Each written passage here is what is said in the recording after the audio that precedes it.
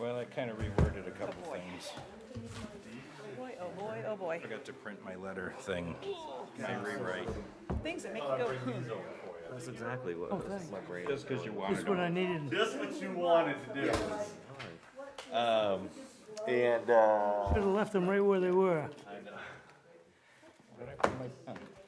Well, I had a pen when I was sitting upstairs. Yours is right here. we're hot? Why, thank you. Now I can't I find put it in mine. the back Oh, book. here's mine. Look. Yeah, why, thank you. Haven't heard that for a while. Okay. Checking my pockets and I hooked it on my belt loop. Hey, talked to Beth yesterday, day before. She doesn't even have to write the minutes up from the meeting you guys did. Open, please, please, please. Should go talk to her, I suppose.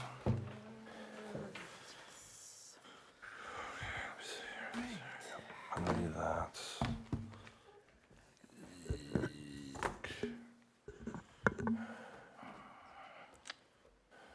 We're good? Oh, yeah. Ready to go live? 6 o'clock. Time to go live. Ready? Okay, I'd like to call to order the Rockport Select Board meeting for Monday, September 11th. We're here in the Rockport room at the library. First off, it is September 11th, and I thought in honor of the people who lost their lives that day and after that, in service to our country, both as servicemen and women and first responders, a moment of silence to honor that.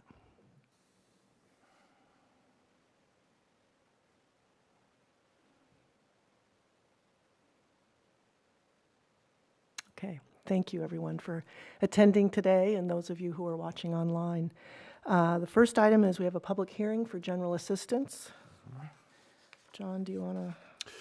Yep, this is just the annual updates, the MMA to the general assistance ordinance. This allows us to update our maximums to fall in line with the latest increases in far less than reasonable rates for housing and food and the like. But this is as the law stands and as it is. So this is the best that we are capable of at this time.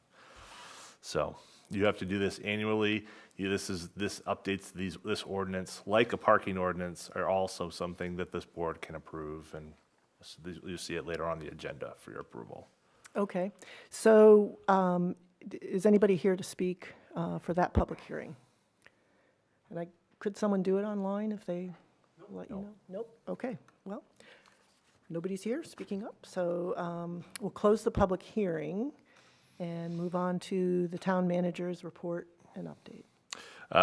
Obviously, we had a pretty extensive report a couple weeks ago. I'll only add just the bare updates, which is tax bills have gone into the mail. All residents should have received them this weekend, Thursday, Friday, Saturday.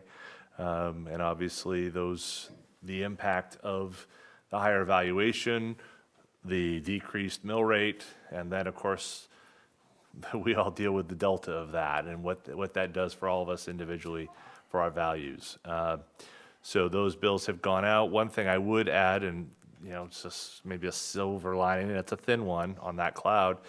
We have started our online tax payment process. This weekend, we had 20 of our timeshares use the online payment and pay that way. So I don't know if they heard Eric 2 weeks ago, but at the very least, I think it's one way for these relatively minuscule tax bills compared to what most homeowners are receiving. It's an easy way for us to process them. So I realize that's not the priority of most homeowners, but in terms of the business of the town, it's a really big helpful piece of the puzzle. So that's one nice thing. The other thing I would add is that the construction at the West Rockport Fire Station is imminent. We had an on-site meeting on Thursday to discuss the very few items that were left to be standing in the way of us in getting started on that project. Main Coast Construction has a job trailer on site. Obviously, many people probably noticed the sign out front, but things are going to move very quickly over there. Contractors are ready to start digging. We have a very tight timetable. Again, they've given us a 12 to 14-month window when the contract was reviewed, so the sooner we can get started, the sooner we can hopefully get that building open and be at a place where our firefighters are be able to use that space effectively. So looking forward to that. And then the last thing, and it's sort of as we look ahead here, the hurricane. So the hurricane, I think it's Lee, is obviously churning away in the middle of the Atlantic, and our staff is on guard, not only for the fact that what damage it may incur, but also the ability for us to recoup any damage when FEMA comes rolling around should that arrive. So we have staff taking pictures of critical pieces of infrastructure in hopes that if that's the one piece that breaks, then we can show it to FEMA and say, see, this is what it looked like before. Because that's actually an issue. There's 2 culverts that we're unable to, box culverts we can't get reimbursement for because of the fact that, unfortunately, we didn't have a picture of it prior to the October 31st, 2021 storm, and therefore we were unable to prove. Yeah, anyway, you've heard that story. I won't go back over it. That's a nice photo album of culverts. Yeah. But at the harbor, throughout, town, we're going through that process. Number of boats are starting to be pulled out of the harbor. It's been sort of Main Street seems to be the place to go, and so I see all the trailers go by my office. But I would expect, as we hear more from these weather reports, either those trailers are going to be even busier, or who knows. But we have a crane ready to go on Friday afternoon, should we need it, to start pulling out floats and pulling back ramps, and be as well prepared as we can be under the circumstances. So. But we'll be looking at it very carefully. And then, ironically enough, a week from today, we are holding a tabletop exercise, in the Richardson room. So either it will be a tabletop exercise, or it will be an actual live EOC operation. So we're prepared for whatever comes, and at the very least, hopefully nothing will happen. When all good things happen, it's like when you buy a generator and you never lose power again. That's hoping that's what we're doing right now. So Good. that's all I have. Thank you. Any public input on non-agenda items? Any amendments to the agenda? Okay, next is the consent agenda. Do I have a motion to approve the consent agenda? So moved. Second? Second. Any discussion? All those in favor? Okay. Great. First action item is act on committee work plan for the library committee. Just spoke with Ben upstairs regarding the work plan. I think there's a general sense that this is somewhat of the same work plan they've used year after year. It's reflective of the bylaws that the library committee has established. Just as a note for those who are unfamiliar with this circumstance, the library committee is a very different board than other town committees and boards. The library committee operates, I'm trying to figure out some sort of, it's a bit of Switzerland, I suppose. They are certainly part of the town government. Those who are represented on the library committee are individuals who are elected. However, they have their own funds, and as we go through the budget process, you'll see that the library committee funds a healthy portion of the operations of the library. The town handles more of the staff and the average run-of-the-mill building centered costs, and the library committee covers the rest. They cover all the utilities, Yes. all the book expenses, all the... they sort of operate in a different way. So, and we can certainly talk more about that, and I'm sure if Helen were here, she would be glad to do so. But effectively, they're a bit autonomous from the operations. But in operating the library, it's a collaboration. And so that's where, where those things come together. That's how you get buildings like this, is you have collaborations between, the town and the library committee and the foundation and the Friends and all these different, entities to try to make this successful. So this is the Will Short's pitch. You could also talk about how great that went, Denise, if you want to, but that's why it works. And so it's not like the rest of the task, these work plans that you're going to see over this coming fall, where you might be a little bit more in the weeds on some of them. But again, trying to make sure the way that this building that operates and is successful is really about both groups, the select board and the library committee working together. So, And John, you're suggesting, I see from your notes, that we consider asking them to add to the work plan, yeah, I think that there pitch are. for parking, basically. Exactly. I mean, parking, this is not a, this is their feeling of what they need to do. And it's really, in this case, it's more of an ask because they are autonomous. They are not under the direction of the select board. But there's a collaboration there that I think, if that's a wish of this group and it's a wish of that group, why not have it as, memorialized as this is something we both view as important, Yeah.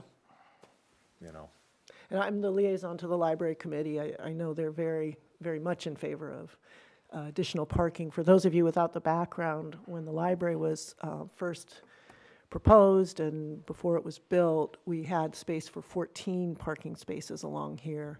And there was a decision made in deference to some neighbors' concerns that only 7 places be built initially, but we still have the land and the ability to add those additional 7 places. And I think anybody who drives by here most times can see that we're pinched for parking. So,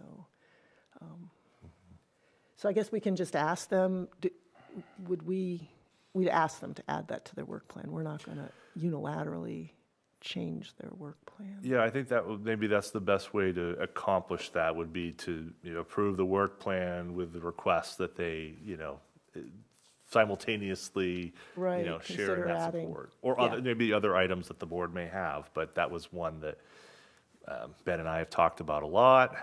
Obviously, I've heard it quite a bit, Yeah. and I think it seems like a universal topic. But I know there may be others. I'm not sure, but. So if Okay. you add that to the work plan, what is the process to get additional parking spaces done? Well, it's typically, if this were your average committee, which it is not, but if it was your average committee, we would take that, the committee would include in their budget requests or in the department requests, the construction of those added spaces. And then it would go through the regular budget process, just like everything else. And, it either end up in the budget I proposed, it may not. You may want to add it, may want to take it out. Obviously, who knows where it goes from there. But the idea is to feed this into that process, so it gets considered just like everything else. And again, this has been a long-standing issue. Probably from the moment they took it out, there was calls to put it back in. So we could, I guess, approve this as presented with a recommendation to the library committee that they consider, supporting additional parking during the budget process? Would you? Yeah. Okay. The only other comment I had was, they do a really good job laying out everything, but they never use the word fundraising anywhere. And I do know that they do.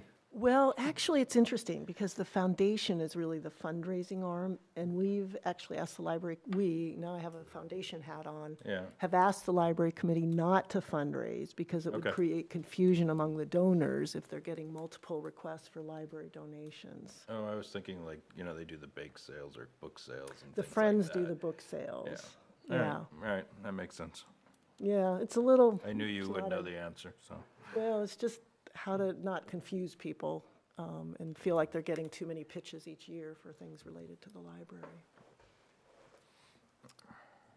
Anything else? Okay, do we have a motion to approve the work plan? Nope. I move the board approve the library work plan as presented with a recommendation to pursue additional parking in the budgeting process. Perfect. Second. Great. Second, Jim. Any discussion? All those in favor? Okay. Great. Okay. Act on General Assistance Ordinance. So this is what we just had the public meeting for. John, we need to do anything? It didn't sound like there was a loud cry here during the public hearing, so my guess is you can simply just approve Yeah. as I'm presented. not gonna go over and- my spiel of these numbers are terribly too low, but Exactly. No, nobody could. It's ridiculous, Yeah. utterly ridiculous, yeah. And I would also just renew the comments that I had made in my report, that we have some real issues in not just in Maine, but in the mid-coast right now, when it comes to homelessness, when it comes to people who are in need of general assistance. This is really the best tool Rockport has. It's a state program, but it's the best tool that we have to use to help people. But it's sometimes it feels like we're taking a knife to a gunfight, and it's very difficult to make it work with that program alone. So, but this is right now that's the best tool we have, and I would say we've got great support from the police, fire department as well. We had the fire department putting in a washer and dryer in someone's home, not through the GA program, but through a different program. You have town government is trying to do what it can. One thing that I would probably, this is the time, because I don't think there'll be another time when I'll mention this. Volunteers for America has a program that the cities of Rockland and the town of Camden have funded to assist in providing support for their police departments, so that they have effectively caseworkers who can assist those who are in crisis and need help. We were already too far down the road where we weren't able to participate, include that in our budget last year. But I believe Chief Gagné pretty strongly wants to involve Rockport. Obviously, the hospital is a big player in everything that we do. And these matters that sometimes Volunteers for America could be helping us with, those are issues that our police officers are doing or our general assistance administrator are handling. And they're not, that's, not down Broadway for them. So I'm sure that's something you'll see in the budget. The Chief has talked about it often, and we talked about its importance, and it's only more important today than it was, yesterday, and I'm sure the same will be true tomorrow. It'll be more important than that. So Yeah. I think more help is needed, and we're going to have to confront these issues, whether we're in the mid-coast Maine, or wherever we are.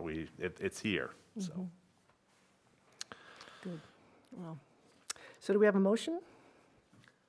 Yeah, I move the board adopt the 2023 General Assistance Ordinance as presented. second. Second. Any discussion? All those in favor? Okay, great. Next is Act on Vulcan Sign Eagle Scout Project. What happened to our consent agenda? Did we do that? We already did it. No. Moving right along. Snoozing? you already consented to it, Eric. Consented, too late. I'm having a rough couple of weeks. I checked it off, too. I'd be happy to provide a little background Yeah. on this if that's helpful. Since I'm on the Legacy Rockport board. So this is an Eagle Scout project by James Lent. As you all know, we did a beautiful, meaning Rockport Marine, Rockport Steel, Legacy Rockport, the town, a beautiful refurbishment of the Vulcan locomotive in Harbor Park. But there's no signage by it or anything explaining any of the history of that. And James Lent, with Bill Chapman's help, back when, stepped forward and made this his project to come up with a sign for the Vulcan locomotive. So he's sort of ready to get this done, and Scott Bickford and Abby have looked at this, but it needs final select board approval. And the idea is you have a picture in in the materials that just takes the lime kiln sign that's down at the harbor. And that sign actually is going to stay there. It says it'll be removed, but that's going to stay there. Clarifying that. Yeah, Good. yeah, that, eventually there'll be some better signage, but that'll be a separate proposal to us. This right now is just a sign that would be up back by the Vulcan, out of the way of where they mow, be similar in design to this, but maybe painted black to blend in better with the locomotive. And then we have some draft text here with some of the historic photos. I think if you read the text, that text probably needs some work and all of that, but we don't need to approve the text per se tonight. We can just approve the sign and the location and know that people will be working on sort of organizing that text a little better. And any input you want to provide on the text is fine, but we can still approve it without finally approving the text. That makes sense. Okay. Anybody have discussion, or should we have a motion? No one else here to talk about it, huh? Yeah, Heather, I know, who's with the Rockport Camden Historical Society, couldn't make it, Oh, which is why I sort of spoke up, just. yeah, that makes sense. Yeah, as long as the text gets looked at. Yeah, and you can- I've already submitted mine. Yep. Version, which still needs a little cleaning, because writing is not my major skill set. Yeah, and we can even circulate, among ourselves, the text that we're all comfortable with at the end, if that's what people A little bit of editing, but knowing the historic elements are really the key thing Yeah. to get in there. Yeah. Okay. So what we're approving is the location, The notion of the Style. sign, the location, the general structure of it, and the idea. I mean, the photos are fun, but yeah. then some text explaining the significance of it. I want to say, I'm going to change this up then. Okay, go for it. I move the board approve the Vulcan sign placement as presented, with additional modifications to the wording to be forthcoming. Yes, no? I don't want to, I think we can approve the sign as is, so James can start constructing it. Yeah, okay. And then, I guess, So let's move the board approve the Vulcan sign. with potential changes to the text as presented. Yeah. Okay. Okay. I mean, who ultimately decides on the final text? We can be the ones if we want. We can let John, let's make John, because then we don't have to have a meeting for John. We can provide input to him. Okay. Because if we make it Thanks. us, then we've got to have another meeting. And I don't think any of this is all So much that vested support. in the text. We Right. just want it to read well and not be, Yeah. okay, And Heather's been working with him as far as the historical, exactly, part of yeah. it. She's drawn up the make it photos. historically accurate. Okay. And I would As say approved Eric's, by John I Duke. saw Eric's draft and it was very good. So I think you're selling yourself short, but I tweaked it a little more. yeah, it was good. So, Okay. I anyway. move the board, let me try this. I move the board approve the Vulcan sign with potential changes to the text as approved by the town manager. Okay. Okay, I will, so that's I will Eric's take that. motion. A second? Second? Okay. Okay, we'll give Michael, he talked first. And any discussion? All those in favor? Okay, great. And they're going to meet, Legacy Rockport's going to meet Wednesday to get this going. Let's see. Excellent. Yeah, I think it'll be a nice thing, because if you've ever watched people down in the park, they just gravitate towards the lime kiln sign, because they're trying to, understand what's the history of this. So I think this will be a popular sign for people to look at. Okay, next, act on special town meeting warrant. John? Okay. This has been This has been a very interesting process of charter amendments. I think we've captured the bulk of where the board had hoped to move over the last, since I think your meeting in July was where the first conversations and the first list, I suppose, started.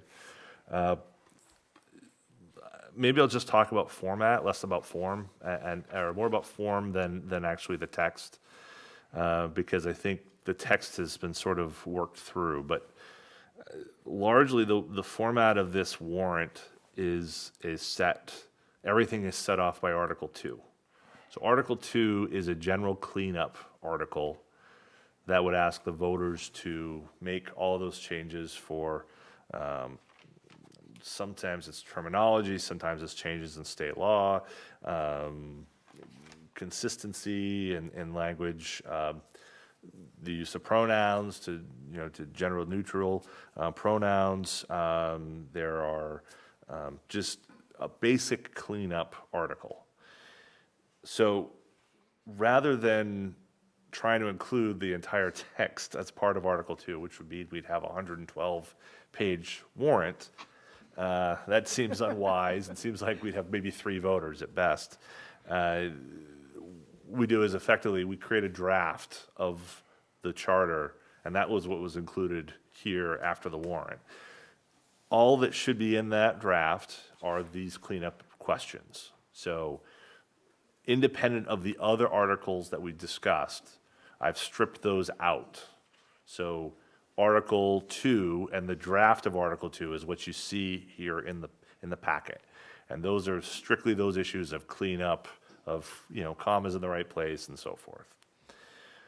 So once you sort of understand that concept, then Articles 3 through 17 are addressed identically, and that each of those individual articles, there's a page that I've created after each of that Article 2 draft.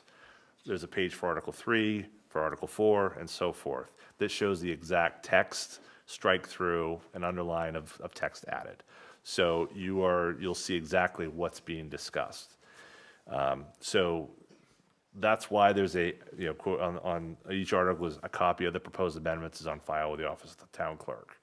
So I know there were a couple comments, and however you want to word these articles, so be it. If you want to augment the text, we can do that. Do pretty much anything you want here tonight. It's just a question of how you present it to the voters is a challenge, because obviously we don't want an 18-page, ballot, and we don't want a 118-page ballot. So we have to, make some sacrifices in that. I don't know if you want to go article by article, or if there's any questions about the formatting before we go article by article. And I think everything in here that we're changing we've talked about it. There's nothing new. It deals with, as John indicated, Article 2, then we're adding all the last 6 of these are all the provisions that have been in our ballots every year. And Eric's thinking, and all of us agreed, I think, that why not put it in the charter so we every year aren't printing the same warrant article that allows the select board to receive donations. Let's just put it in the charter. Some of the things we talked about with the Board of Assessment Review, that's captured in here. The Budget Committee's captured in here. So nothing, and then some, sort of just consistent changes in terms of what the town manager's duties are versus the select board's duties, all of which we've talked about, so. The only thing I had is, the main thing I had is the formatting on the question is weird. It's not right. It's missing an as or an and somewhere. Of Like, which, of all of them? Yeah, it's Okay. like, shall the voters approve, blah, blah, or where is one? I gotta find one now. It's the second line, right, that you had some comment on? Yeah, Eric, but was it? it's all of them, because it was Right. repeated and repeated and Right. repeated, so it's that whole question. I just, Oh, well, there's double, let's see. So if we create one good one and then copy and paste to the Yeah, the it's other just- 16? yeah, I just gotta find it here. So, like, It's Well, I I've got see- page 87, which is Article 3. Shall the town approve an amendment? You're, Yeah, any of should it be those. shall the voters approve, correct? Well, no, it's always the town, The town, but okay. it's, no, I it see just a doesn't copy read of the right. proposed amendment is Yeah, available, is on file. There's a double is in there. Yeah. Yeah, that it gets should repeated. be, Yeah. and is on file, or take the is out. I think you could just, yeah, And- take the or second change the is and change it. available It's either- on It's file, either gonna say, Okay. and on file, or is is available on on file. file. Yeah, there's something wrong with the word after the available. I think is got typed twice. Yeah, Yeah. yeah. I And think it's that second repetitive is. consistently Yeah, throughout the entire unfortunately, thing. that one got Because it was duplicated. copied. So that's all. It's just a copy of the Yeah, so proposed Article amendment 2 is states it available on correctly. file in the office of the town clerk, or available and on file, or and is on file. So that whole second is goofy. Yeah, like Article 2 says a copy of the proposed amendments is on file in the office of the town clerk. I like available, is available on file, right? Right, yeah. Because we Some- want to make sure people know they can come see. Yeah. Whatever it is, that is just worded Yeah. poorly. It just got an extra is typed in there. So if we add the is available on file in the office of the town clerk, Yeah. we Repeat change that Article throughout. 2, and then we'll use those for the other Yeah. 16? Because every one of them says the exact same Yep. thing. Okay, And it's Good just, solution. I can do I that. was being very format picky when I was reading this on Saturday night. Which isn't Well, normally it's me. confusing, so I think that's a good change. Well, check- in Article 5, town is not capitalized.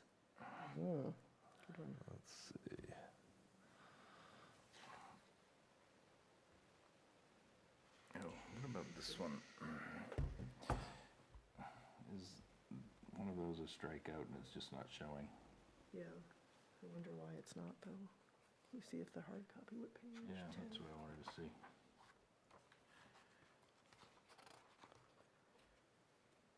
The other day, my strikeouts weren't showing. Yeah, no, it's not showing. Okay, so we gotta fix that too. Which So one? page 11, it's supposed to be 3 or 6. It should be 3, right? Yeah. Whenever, Which one? it's on page 11 of the first, of Article Which 2. is, 11 is 64 of the PDF. Yeah, it's the first sentence, whenever the, and whenever Whenever for Oh, yeah, yeah, yeah. 3, 6, the 6 should be crossed out. See that, John? I'm making the edits on the, On the, Oh, on the other one, sorry, okay. yeah, I don't want to miss that here.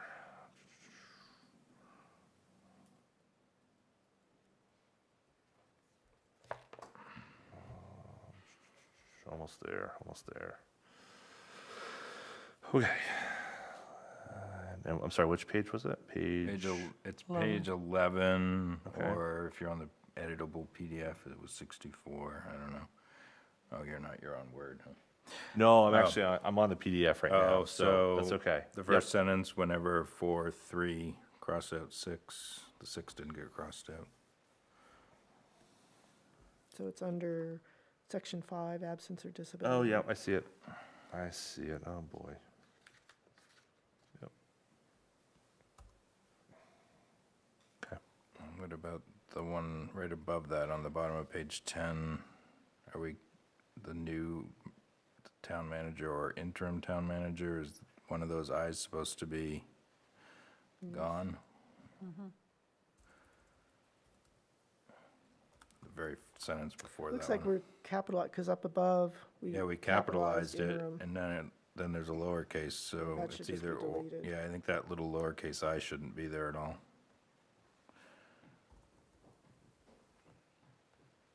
Yeah, maybe we can have Diane go through this and find that, those sort of things, because those are good catches. Fun stuff.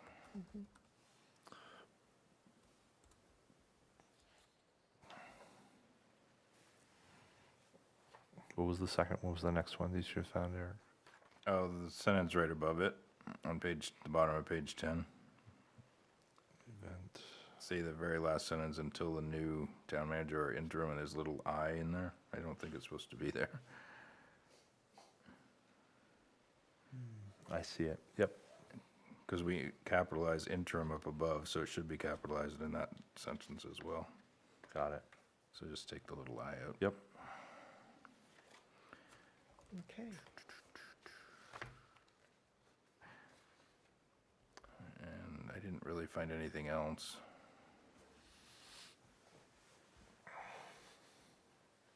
Do we have a motion? I move the board approve the special town meeting warrant as amended. Second. Second. Any discussion? All those in favor? Great.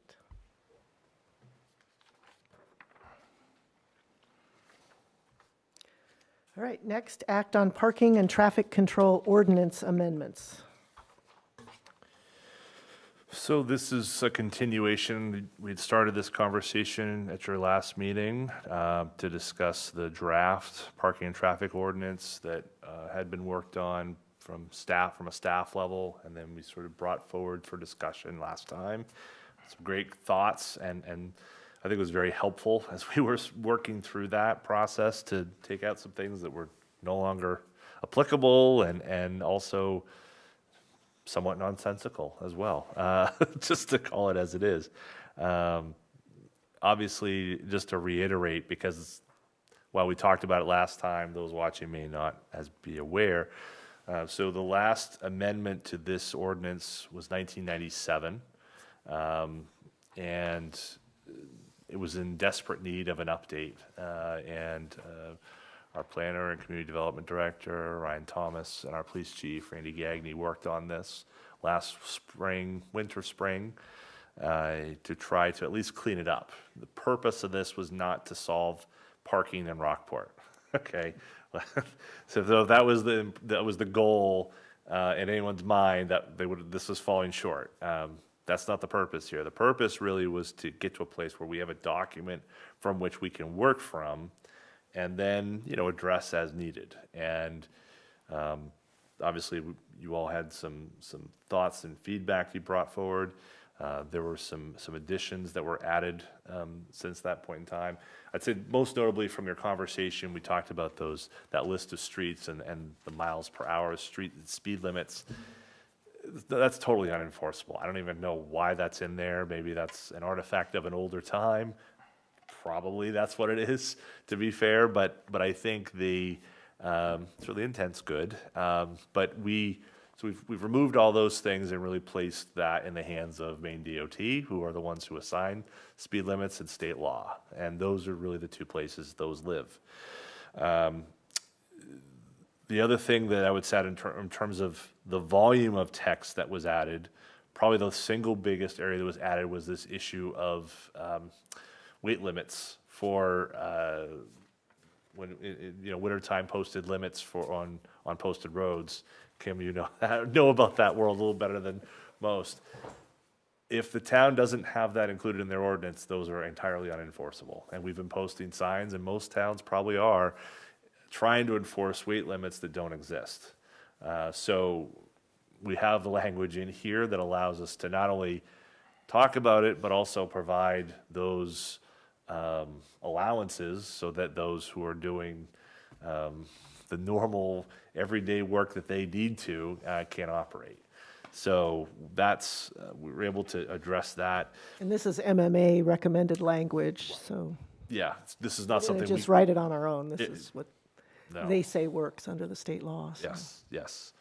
And then the last thing I would just add is that there were a number of different pieces. We talked about the snowstorm ban, and John Beeman talked about that quite well, I think, last time. I think we have a good middle ground of that, where we have an overnight parking ban, where we don't allow parking overnight, but then we also have, during the snowstorms, we have the ability to sort of shut down all parking, and that will allow us to clean up, Central Street and some of these other more high-trafficked areas.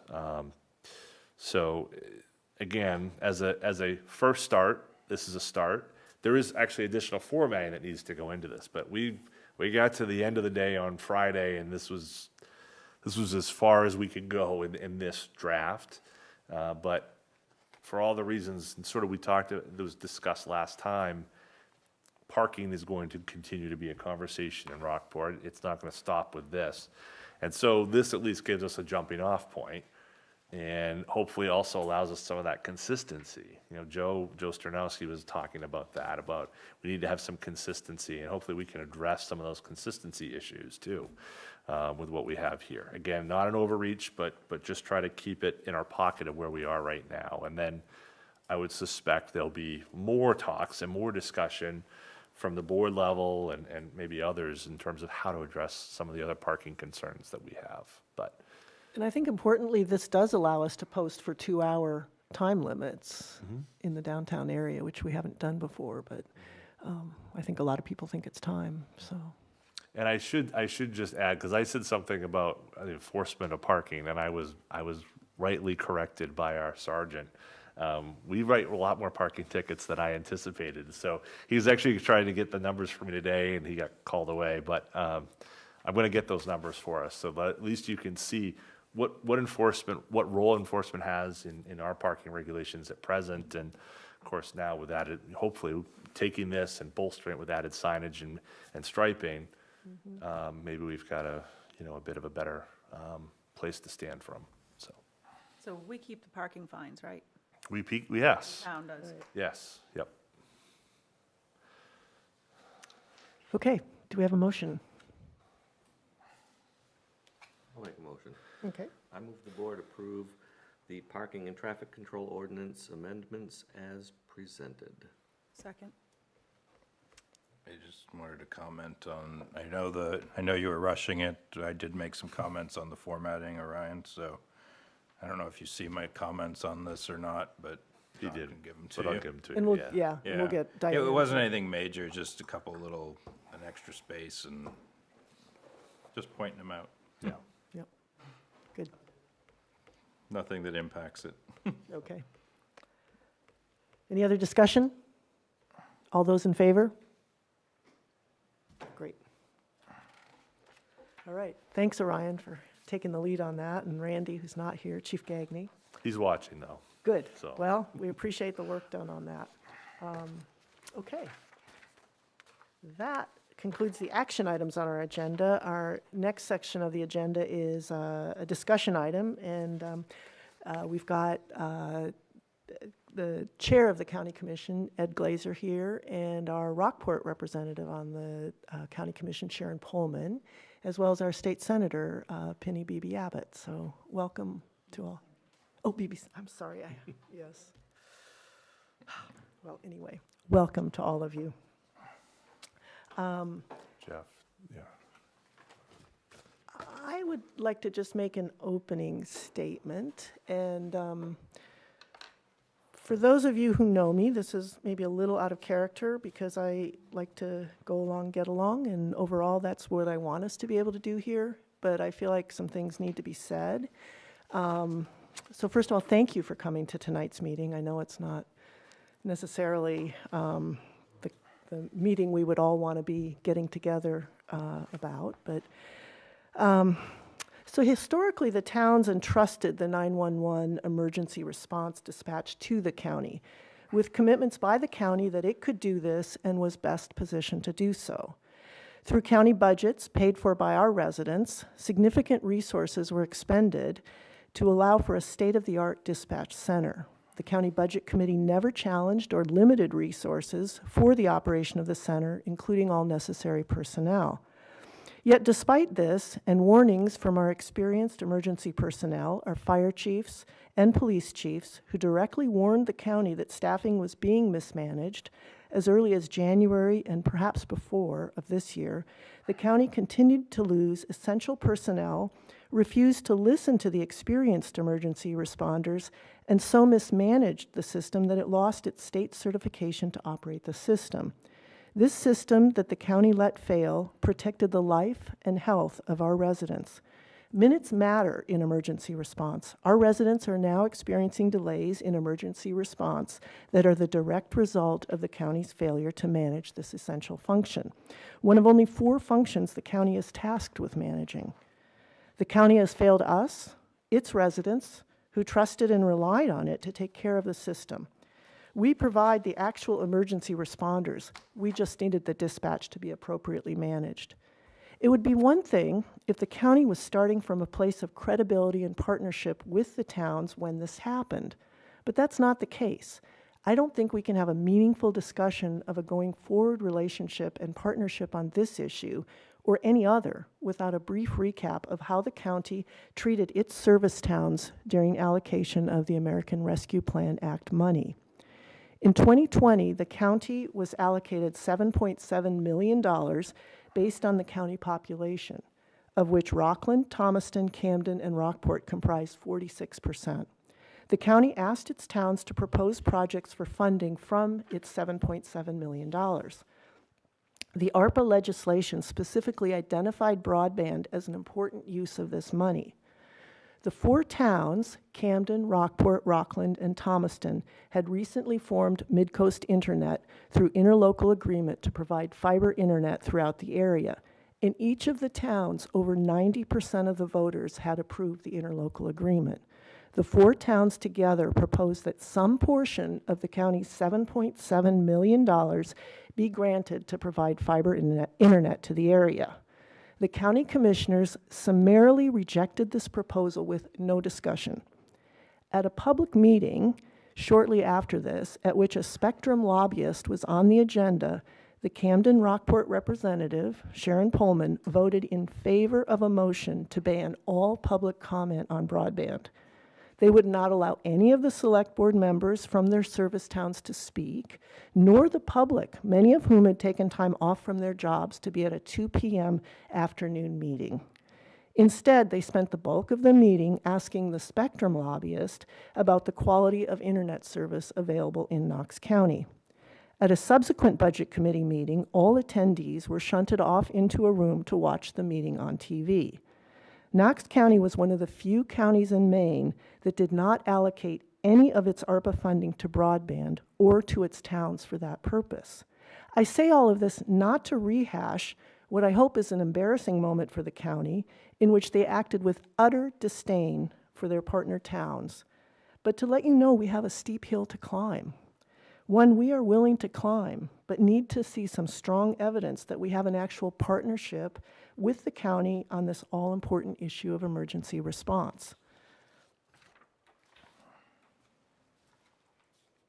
So, I'm sorry to start with such hard words, but I think we want to work together, but there's history there.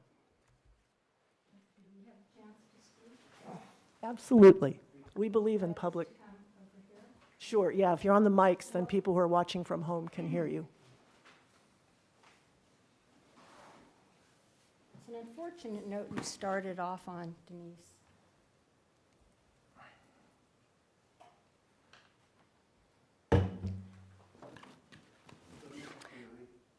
Sure. If you could be on the microphone, because the people watching from home can't hear I this. would like the opportunity to address your comments. Unlike most of the town select boards or the city council, there are only 3 members of the Knox County Commission. And so having 2 of us sitting here next to each other is almost an official meeting. So if you don't mind, I will let her answer by herself, and then you can ask me questions too, so that we're not seen as engaging in an official meeting. So Okay. it's not that I don't want to talk to you too. No, We'll that's, Oh, no, that's fair. I was, we just to set understand. that up. Well, good evening. I'll start with that. First, I'd like to say thank you for the opportunity to clear up, I hope, what will be some misconceptions and lead us to a path of working more collaboratively together on solutions, both at the county, town, municipality, all of our citizens. Everybody deserves that. I'd like to thank all those who've been involved thus far in helping the difficulty that we're in right now, which I will circle back to, because I would really like to spend the time tonight explaining, clarifying, and answering questions as to how the county works, how the process works, all of things that are important to understand how we perhaps led to this very unfortunate position. It's unfortunate that you feel the need to rehash the past and misrepresent it, which you have. If anybody would like to look at the minutes of those meetings, you'll see, because I've watched it, that I came in late to that meeting. The conversation and the desire of one of the past commissioners to prevent any discussion on the broadband issue was already well underway when I arrived. And then the vote was taken. What you've left out, Denise, is that I had spent personally an hour and a half on the phone with you and countless other individuals talking about the broadband issue and the importance of broadband. But also, if you'll recall, and go back to your town manager's comments earlier about the homelessness crisis and the other situations that we find ourselves in, that relates directly to that, and the reason why the county did not allocate any of the funds to individual towns for broadband when we had pointed out repeatedly that there was a huge amount of federal funding available. The Mid-Coast Internet Commission, of which you were, I believe, the vice chair, did not present a business plan that had done any due diligence on the financial end of it to allow us to allocate any of that funding.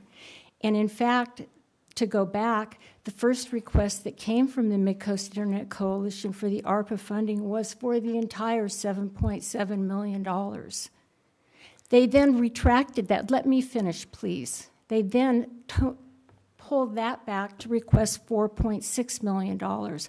Ultimately, they then came back, the towns of Rockport in particular. It was Camden, Rockport, Rockland, and Thomaston. I understand who they were, but it was presented as the town of Rockport's request for $350,000. We did not. No, we did. It was a very hard decision. It's not that anybody didn't support broadband and didn't want to help the towns, but instead, what we did allocate some of the funding to was helping the Homeless Coalition with $1.8 million to build some affordable housing. We gave Meals on Wheels $60,000. We gave the sexual harassment individual organization somewhere around $100,000. We gave the funding we gave the town of Thomaston and Mid-Coast HealthNet for affordable dental and medical services, $1.2 million. Instead, we allocated the money where we felt we could make the biggest impact, understanding that broadband is important, but if you have no place to live, how important is broadband to you? So housing, we chose to make social services the primary goal, in addition to, and now I'll lead into, the funding that we gave for stipends, to recognizing, and we didn't recognize that there was a problem in communications in January. I've been on the commission for 6 years. This has been building for 6 long years. I am one commissioner. We also work with a budget committee who has authority and final say on our budget. We commissioners cannot and do not ever act alone. We allocated a large percentage of the ARPA funding for stipends to communications, corrections, the sheriff's department, recognizing all of those departments were struggling, not just in our towns, but across the country. There are shortages, and nobody wants to go into these professions under the pay conditions, particularly that we were constrained with in Knox County. We were falling behind. We had been falling behind. These concerns had been raised. They had been raised at the executive committee. They weren't falling on deaf ears at the county, as you alluded to, and then also accused us of being derelict in our duties. I would like to just say we have failed, but it was not our failure alone. We take full responsibility We're the commissioners. We are at the top of that hierarchy. We take full responsibility, but we need and we want our partners to work with us moving forward. We got into this position, and I'm just going to back up, if I may, because you have 2 new commission members and 2 new select board members who I'd like to welcome to the Rockport Committee, Rockport Board. And for those of you who are here and those who are watching and may not be familiar with, I would like to take a moment and quickly go over the structure and the governance of how the commission and the budget committee work together to come to salary decisions that have actually, in many ways, led us to this point.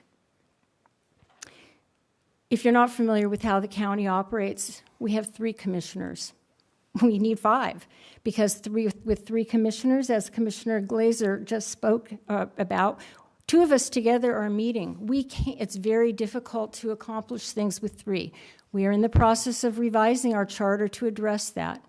But backing up, right now we have 3 commissioners. The 3 of us collectively represent all of the 18 towns and municipalities in Knox County.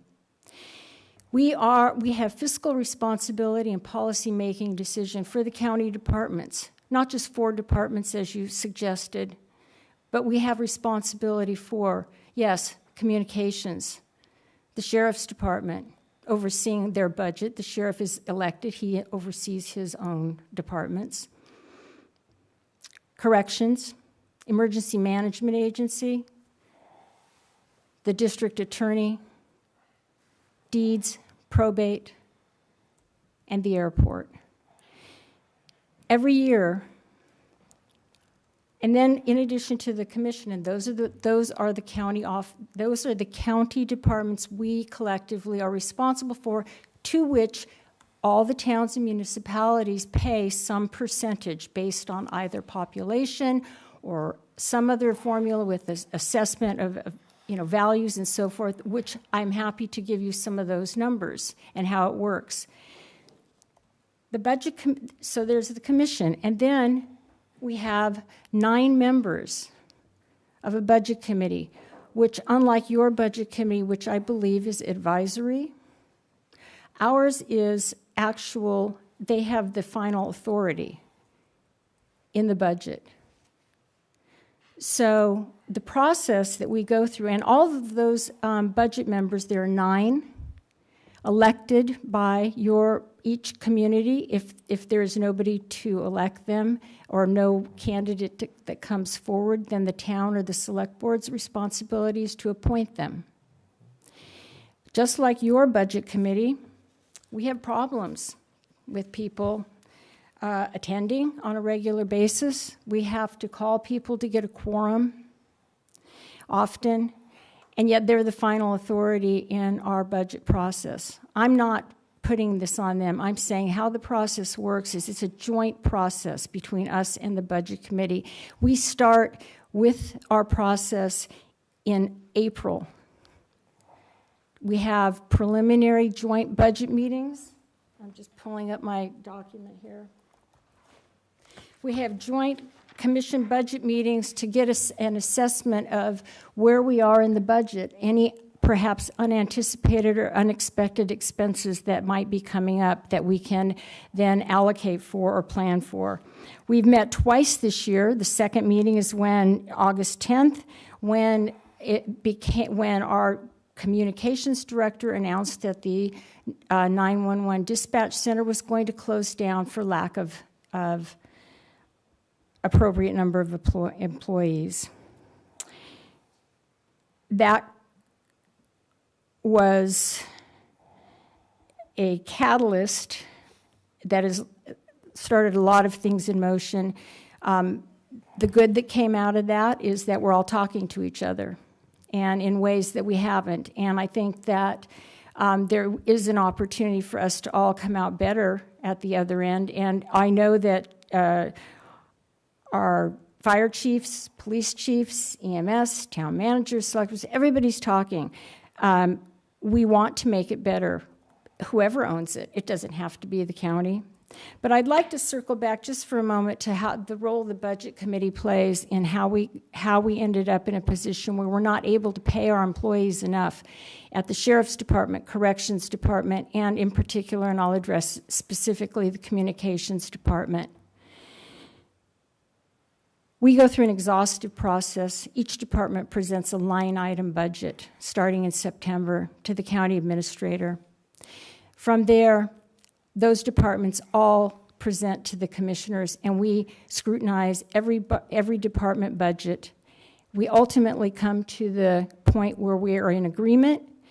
We then agree, we then, as a commission, approve the budget. It then goes to the Budget Committee meetings, which we start, and they're all public, and they start on November 2nd.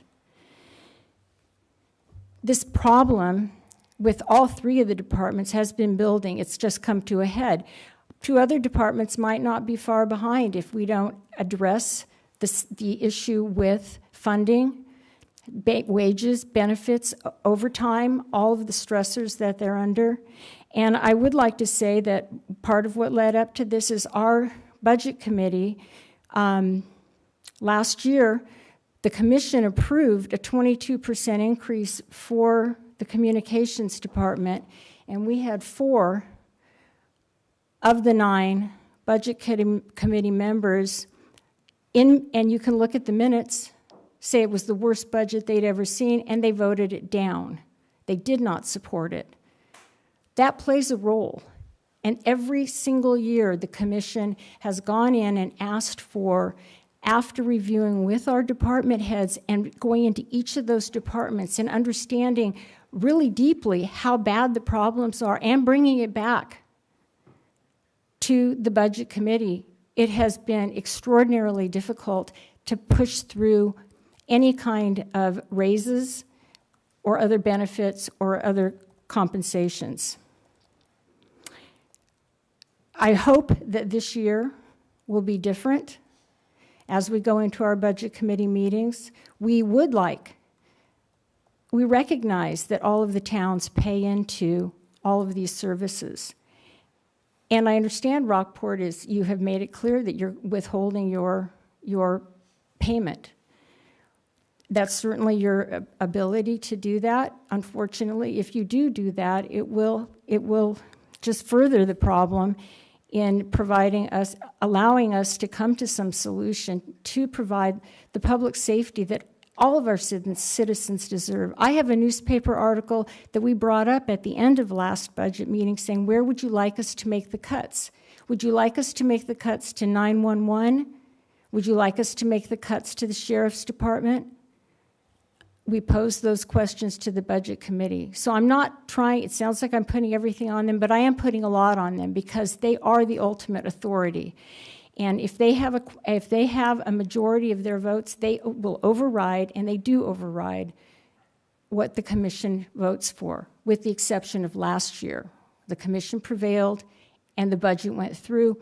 We did approve a 22% increase for the Communications Department. Then something happened that, unfortunately, there was a breakdown in communications, no pun intended, a huge breakdown in communications all the way along the way, from the executive board, of which Chief Peasley is involved with, who had been sounding the alarm for some period of time, all the way up through the unions, county administrator, commission. The breakdown, there are many places you can point the finger at. But what ultimately happened is it did break down. And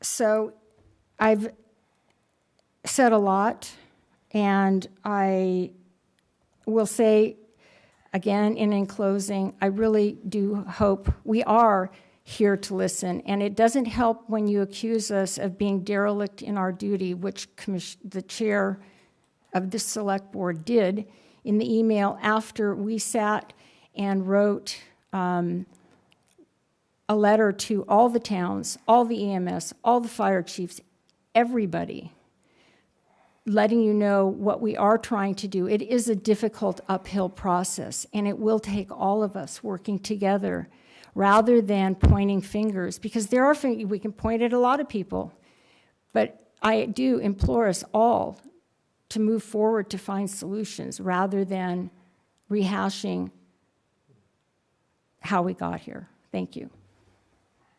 Thank you, Commissioner Pullman.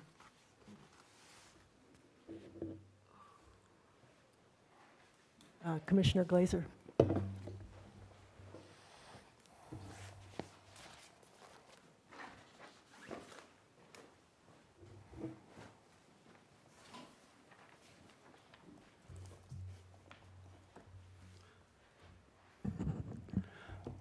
Anybody who knows me, I'm not quite as long-winded as some people, so you can relax a little bit.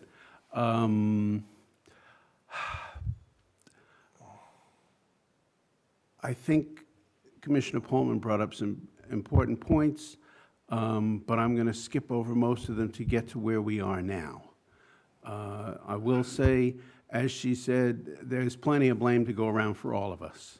I wasn't on the commission, but as a member of a political body, I take responsibility for what we've done in the past, too. So, yes, I'm willing to take some of that. I started serving in January, and among the very first things that I did was go with the county administrator and the EMS, I don't think it was EMS director, but also with communications director up to Waldo County to discuss what would happen if something happened to our ability to answer 911. So we've known about this for a while, but we've also been planning for what we would do in case it happened. It didn't just sort of happen and then we just sort of had to step into something. We knew it was going to happen if we lost a few more people. Hoped we didn't, but we knew there was a possibility. So what we've done is not close down our communications center and our dispatch center. We are still dispatching for this area for all of Knox County. What we're not doing is answering 911 calls. There are a number of dispatch centers around the state that don't answer 911 calls but dispatch for their areas. They contract out with a 911 service. And in fact, that's basically what we've done. We've contracted with Waldo County to answer 911 and then transfer those calls down to our dispatch center so we can dispatch them. It's a model that works in some places. We hope it doesn't last very long. We would like to get back our PSAP, which is the 911 service, so that we can offer the same service we've been offering all along. But in the meantime, it's not like the citizens are in danger. We are dispatching to our first responders in all of the towns in Knox County. One of the good things that's coming out of it potentially is by being able to work with Waldo County, we're investing in some software that will simplify the process so that our local first responders will get instant information, in some cases even faster than they were getting it before. It's not a perfect system. We understand that we've got a ways to go to make it better, but as far as I know right now, we're not missing any calls. One of the, as Commissioner Pullman said, we're working around the unions to offer enough money to our employees so that they're willing to take the job. It's a hard job, and I don't know that there's a single dispatch center in the state that has full employment. You know, every town has this problem. It just came to a head here in Knox sooner than it has in other places. And so in some ways, we're setting an example for what to do. One of the things we didn't have before are per diem employees. So we've switched over so that we now have some per diem employees who can take the strain off of our full-time staff. We're hoping that that simplifies the system a little bit. But I think one of the goals we have is a long-term goal, not just where we are now, though we have to change where we are now. We have to work with what we've got.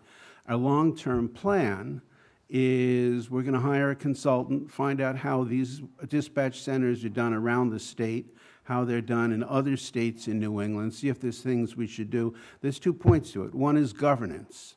I think we all touched on that. Does the model that we have now, where it's fully under the county blanket work?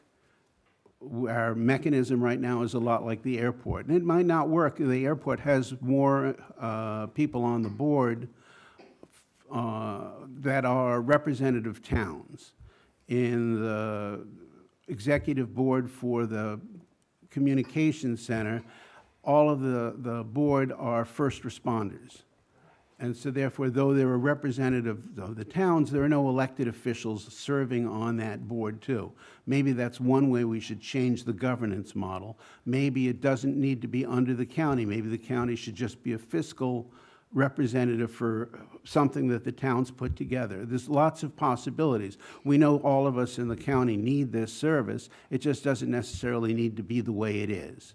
So we've got a governance model we might be able to change. Also, the way that the communication center has been set up over the years is what I call horizontal. Of our 14 employees, all of them are certified fully to act as phone answerers, dispatchers, do the whole thing. It takes a whole bunch of different certifications.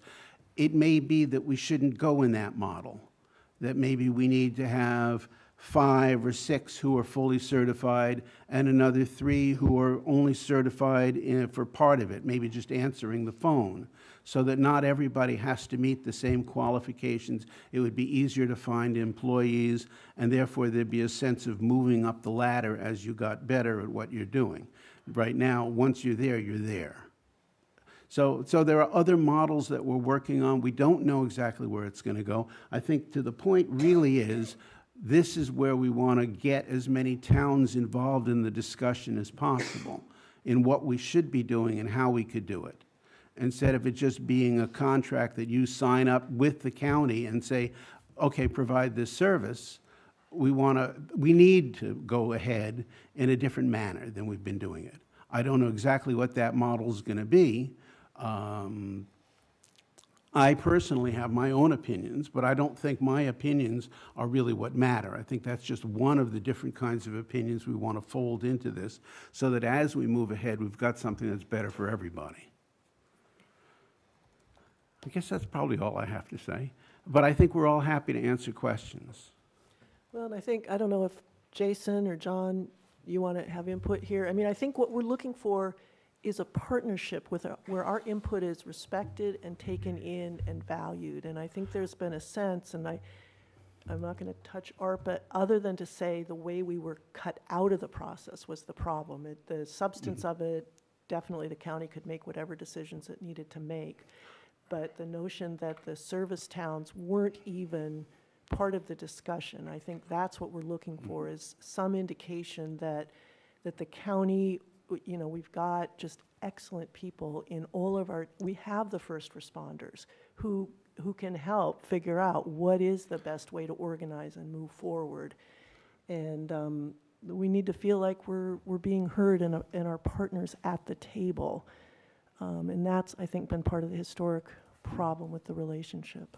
I think one of the problems has been the way things have evolved. The communications center was set up before the county had a charter.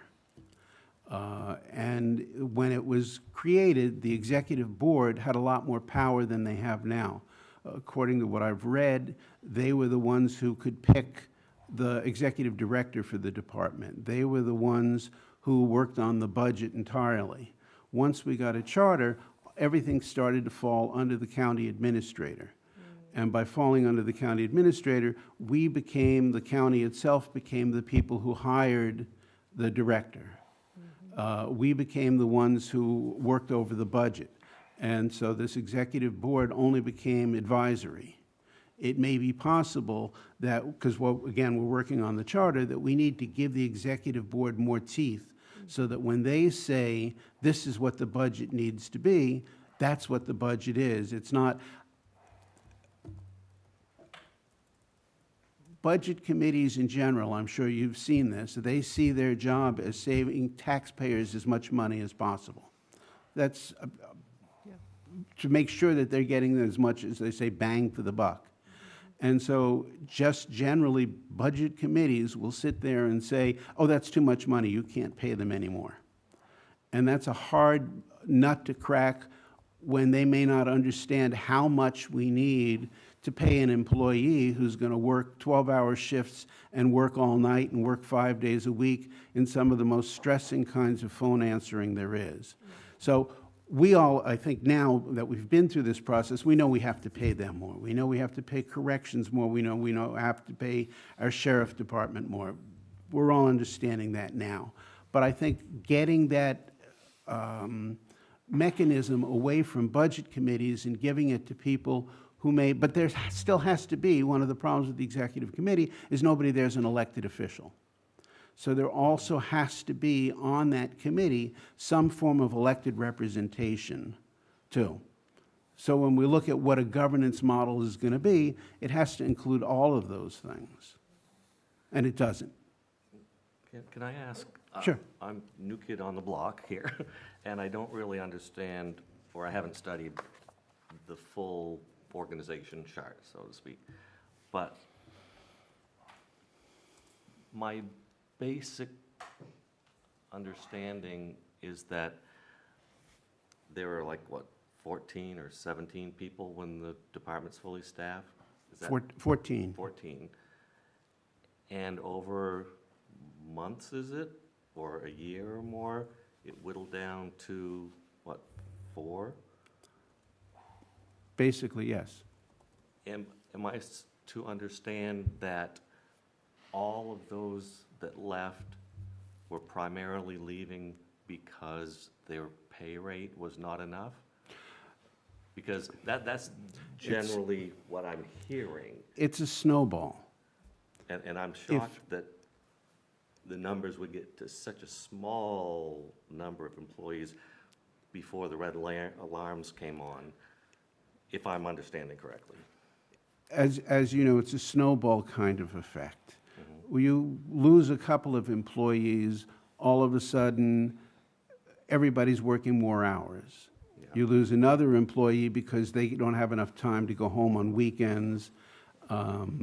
I mean, it starts snowballing. Everybody has more work to do. And so it's no longer just pay that becomes the problem. It's lifestyle, it's that. Sure. Yes, the alarm had been going off for a while. As I say, by the time I got there in January, we knew this was probably inevitable, that this is going to happen. So we tried to figure out how we take some of the stress off, and that's to be just a dispatch center instead of just a 911. It's not like we weren't doing anything all along. There were advertisements out there. There were interviews for new employees. But yes, it got to the point where it absolutely collapsed on itself. So, Yes. So the interviews or the advertisements for new employees to fill the vacant positions, was it all at the same pay rates that people had already left because of? Or, I mean, Okay, yes. I mean, and not something to, just not doesn't to, seem to be logical to me. what happened was, my understanding is, through the budget process last year, the commission voted for more money and offered it to the unions in negotiation, and the union turned it down. Now, are all the employees covered by union? Yes. Okay, thank you. And so the wages were turned down. This is where it gets to, there's more than enough blame to go around. I think the union representatives stopped answering calls. The county administration stopped really pursuing it. And so we're still at the same pay rate that we were at last year. Even though we voted more money, we weren't giving it to the employees. Okay. Yeah, I mean, it just sort of compounded itself. How can this happen? And unfortunately, that's what happened. And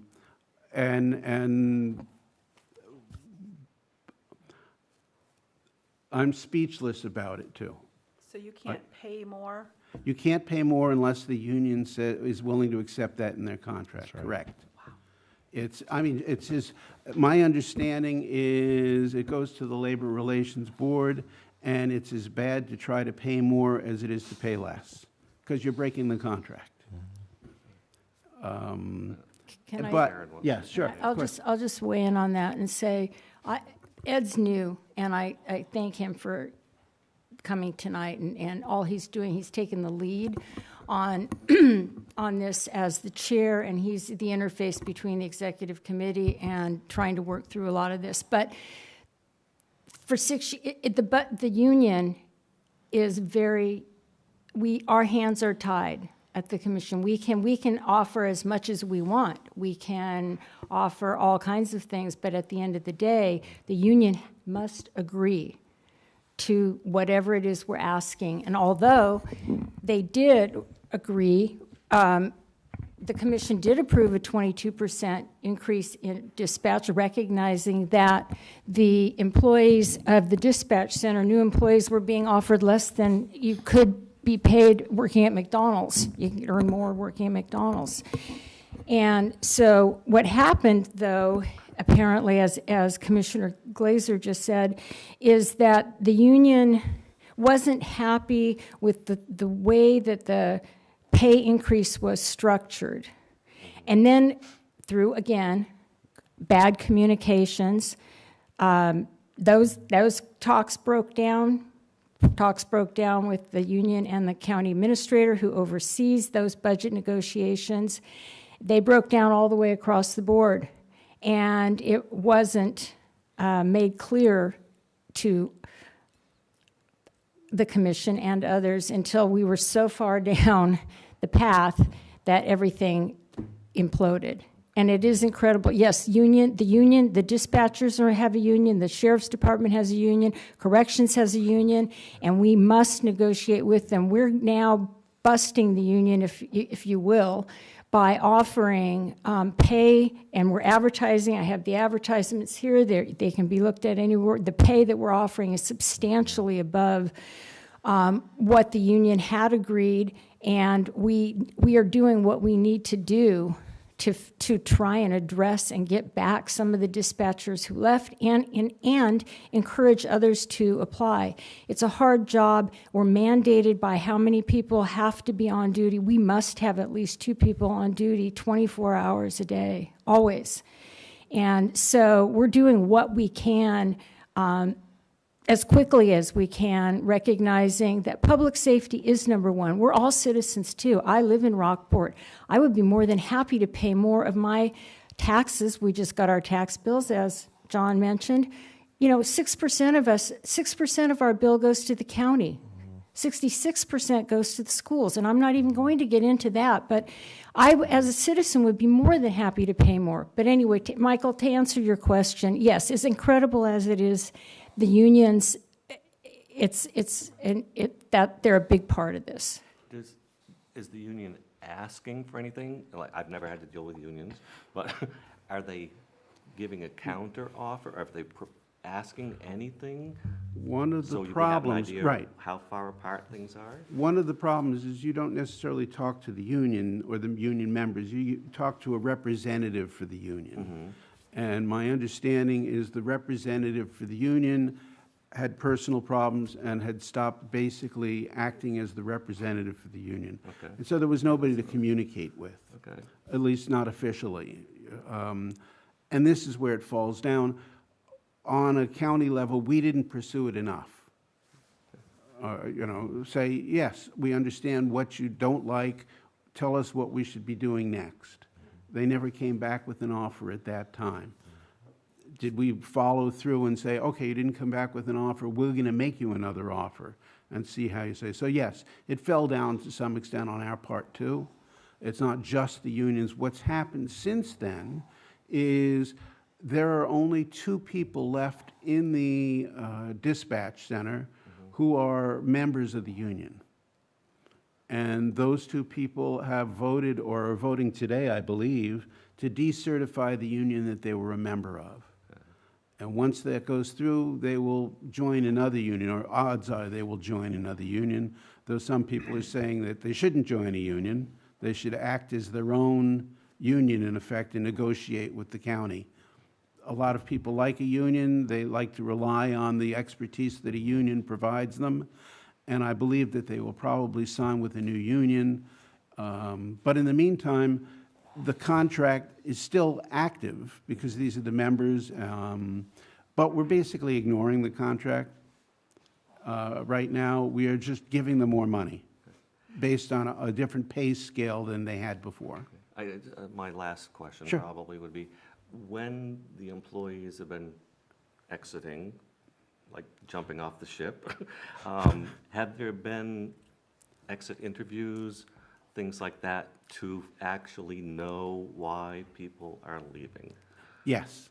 So that, partial. Right, not all of them So, are. Because It having- depends on having when a they've full left. understanding of Yeah. why they're leaving would help Yeah, fix the it problem. depends on when they left. You know, as they've been leaving, we just have a new HR person who's only been there, you can come. I saw. Okay. That the old HR person was not as good an HR person, I think, as the one we have now, so people weren't willing to talk to her. The new HR person seems to be doing much better. Not everybody who leaves wants to talk about why they left. Some people are just happy to be out of there, and they don't want to talk about it. Hopefully, we can do a better job convincing everybody who leaves or has left to talk. I know I said it was my last question, but I got one more little one. Is the HR person a county employee? Yes. Or Yes. that does HR for other divisions? Yeah, for the whole county, Okay. for all of the, Thanks. I would just add, we just got the authority from the Budget Committee to hire a full-time human resources director. Prior to that, and for all the years that I have been a commissioner since 2016, we had a consultant, okay? That led to, I will, Okay, yeah. yes, a lot of problems. Ineffective, I would say. Ineffective, Yeah. thank you, yes. The last 3 dispatchers that left were not in any way, shape, or form contacted for exit interviews. When did they leave, may I ask? just Last recently. 3 weeks? Really? Yes. I And will, our new HR director, Amber, did not. She knows that they left, and she knew they were leaving. Did she reach out to them to No, interview them? no. One works for me. we will make sure she does, Yeah. or reaches out to them, if that's okay. So, I want to say Commissioner Glazier I've been in too many meetings. Too with many this- meetings. He's been in every single one of our executive meetings. He's been very vocal, very active, so I do want to thank you from our group. He's Thank you. great ideas, great input, so thank you for attending. Last week, we had a meeting. The survey was done. The top 4 reasons people have left, it's not just pay. Time away from family was number 2. Work environment was number 3, and leadership or lack thereof is number 4. Those are the top 4 reasons. Those are pretty important reasons. Our executive committee has been very vocal about this. There's been a major breakdown for over 6 years from our committee to the commissioners.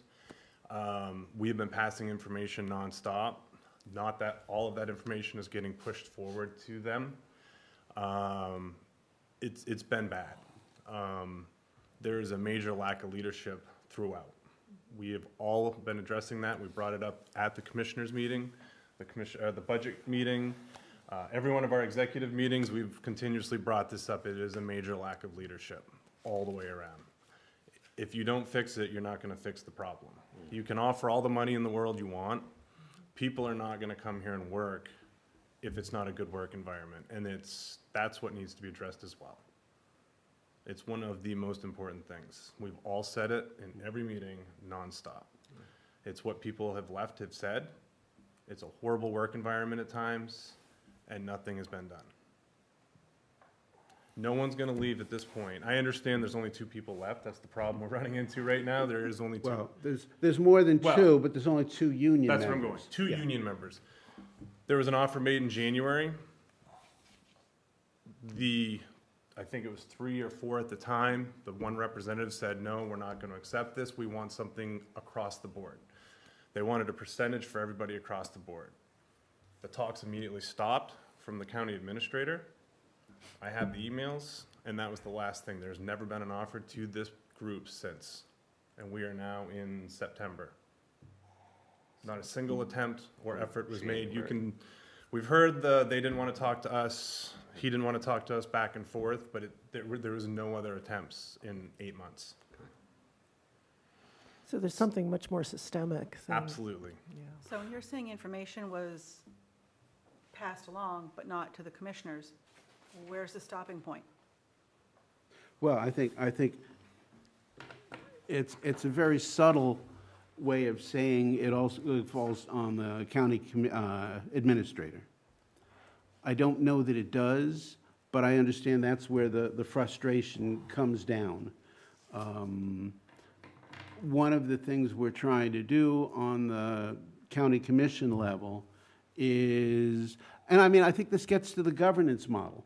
If you have one person who you can pin the blame on, then as somebody else said, it's a systemic problem. There should not be a single point of failure in a system like that. If that's what we have, that it all falls down because one person doesn't do their job, then we've got a bigger problem, which is why I talk about governance in the future. What happened in the past? Yes, we had one point of failure, basically. Partly because, getting back to Commissioner Pullman's point, is by only having 3 commissioners, commissioners couldn't talk among themselves and say, I'm not getting the information, are you? And get that kind of information going back and forth between us. So the commission hasn't really been communicating the way they should. But it's basically on the county administrator not giving us the information that we needed to have. So if it falls down because one person fails, then there's a systemic problem. And when I talk about governance, that's what we're talking about. Maybe it shouldn't even go through the county administrator. Maybe the director of this is the director of basically a small agency that's running this. I don't know. That's why I say I'd like to see what other models there are out there that can work. In the meantime, we've got the sheriff who is acting as the executive director for this group. Basically is the administrator for this, working with the HR, our new HR person.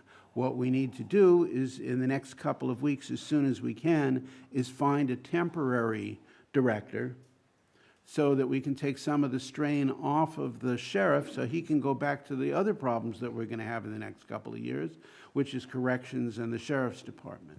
So we need to find somebody, and I'm open, that's, you know, I'm still open, I'm interviewing people, talk to people who might stand a chance. Long-term, we're going to need somebody after we figure out where the organization goes. And hopefully, one way or the other, whatever we come up with, it goes to the executive board to help make that decision on who it's going to be.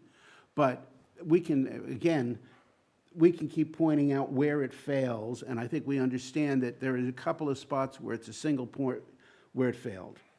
And what we all agree is this can't happen again, and if it relies that heavily on one person, then we're going to be in the same problem again.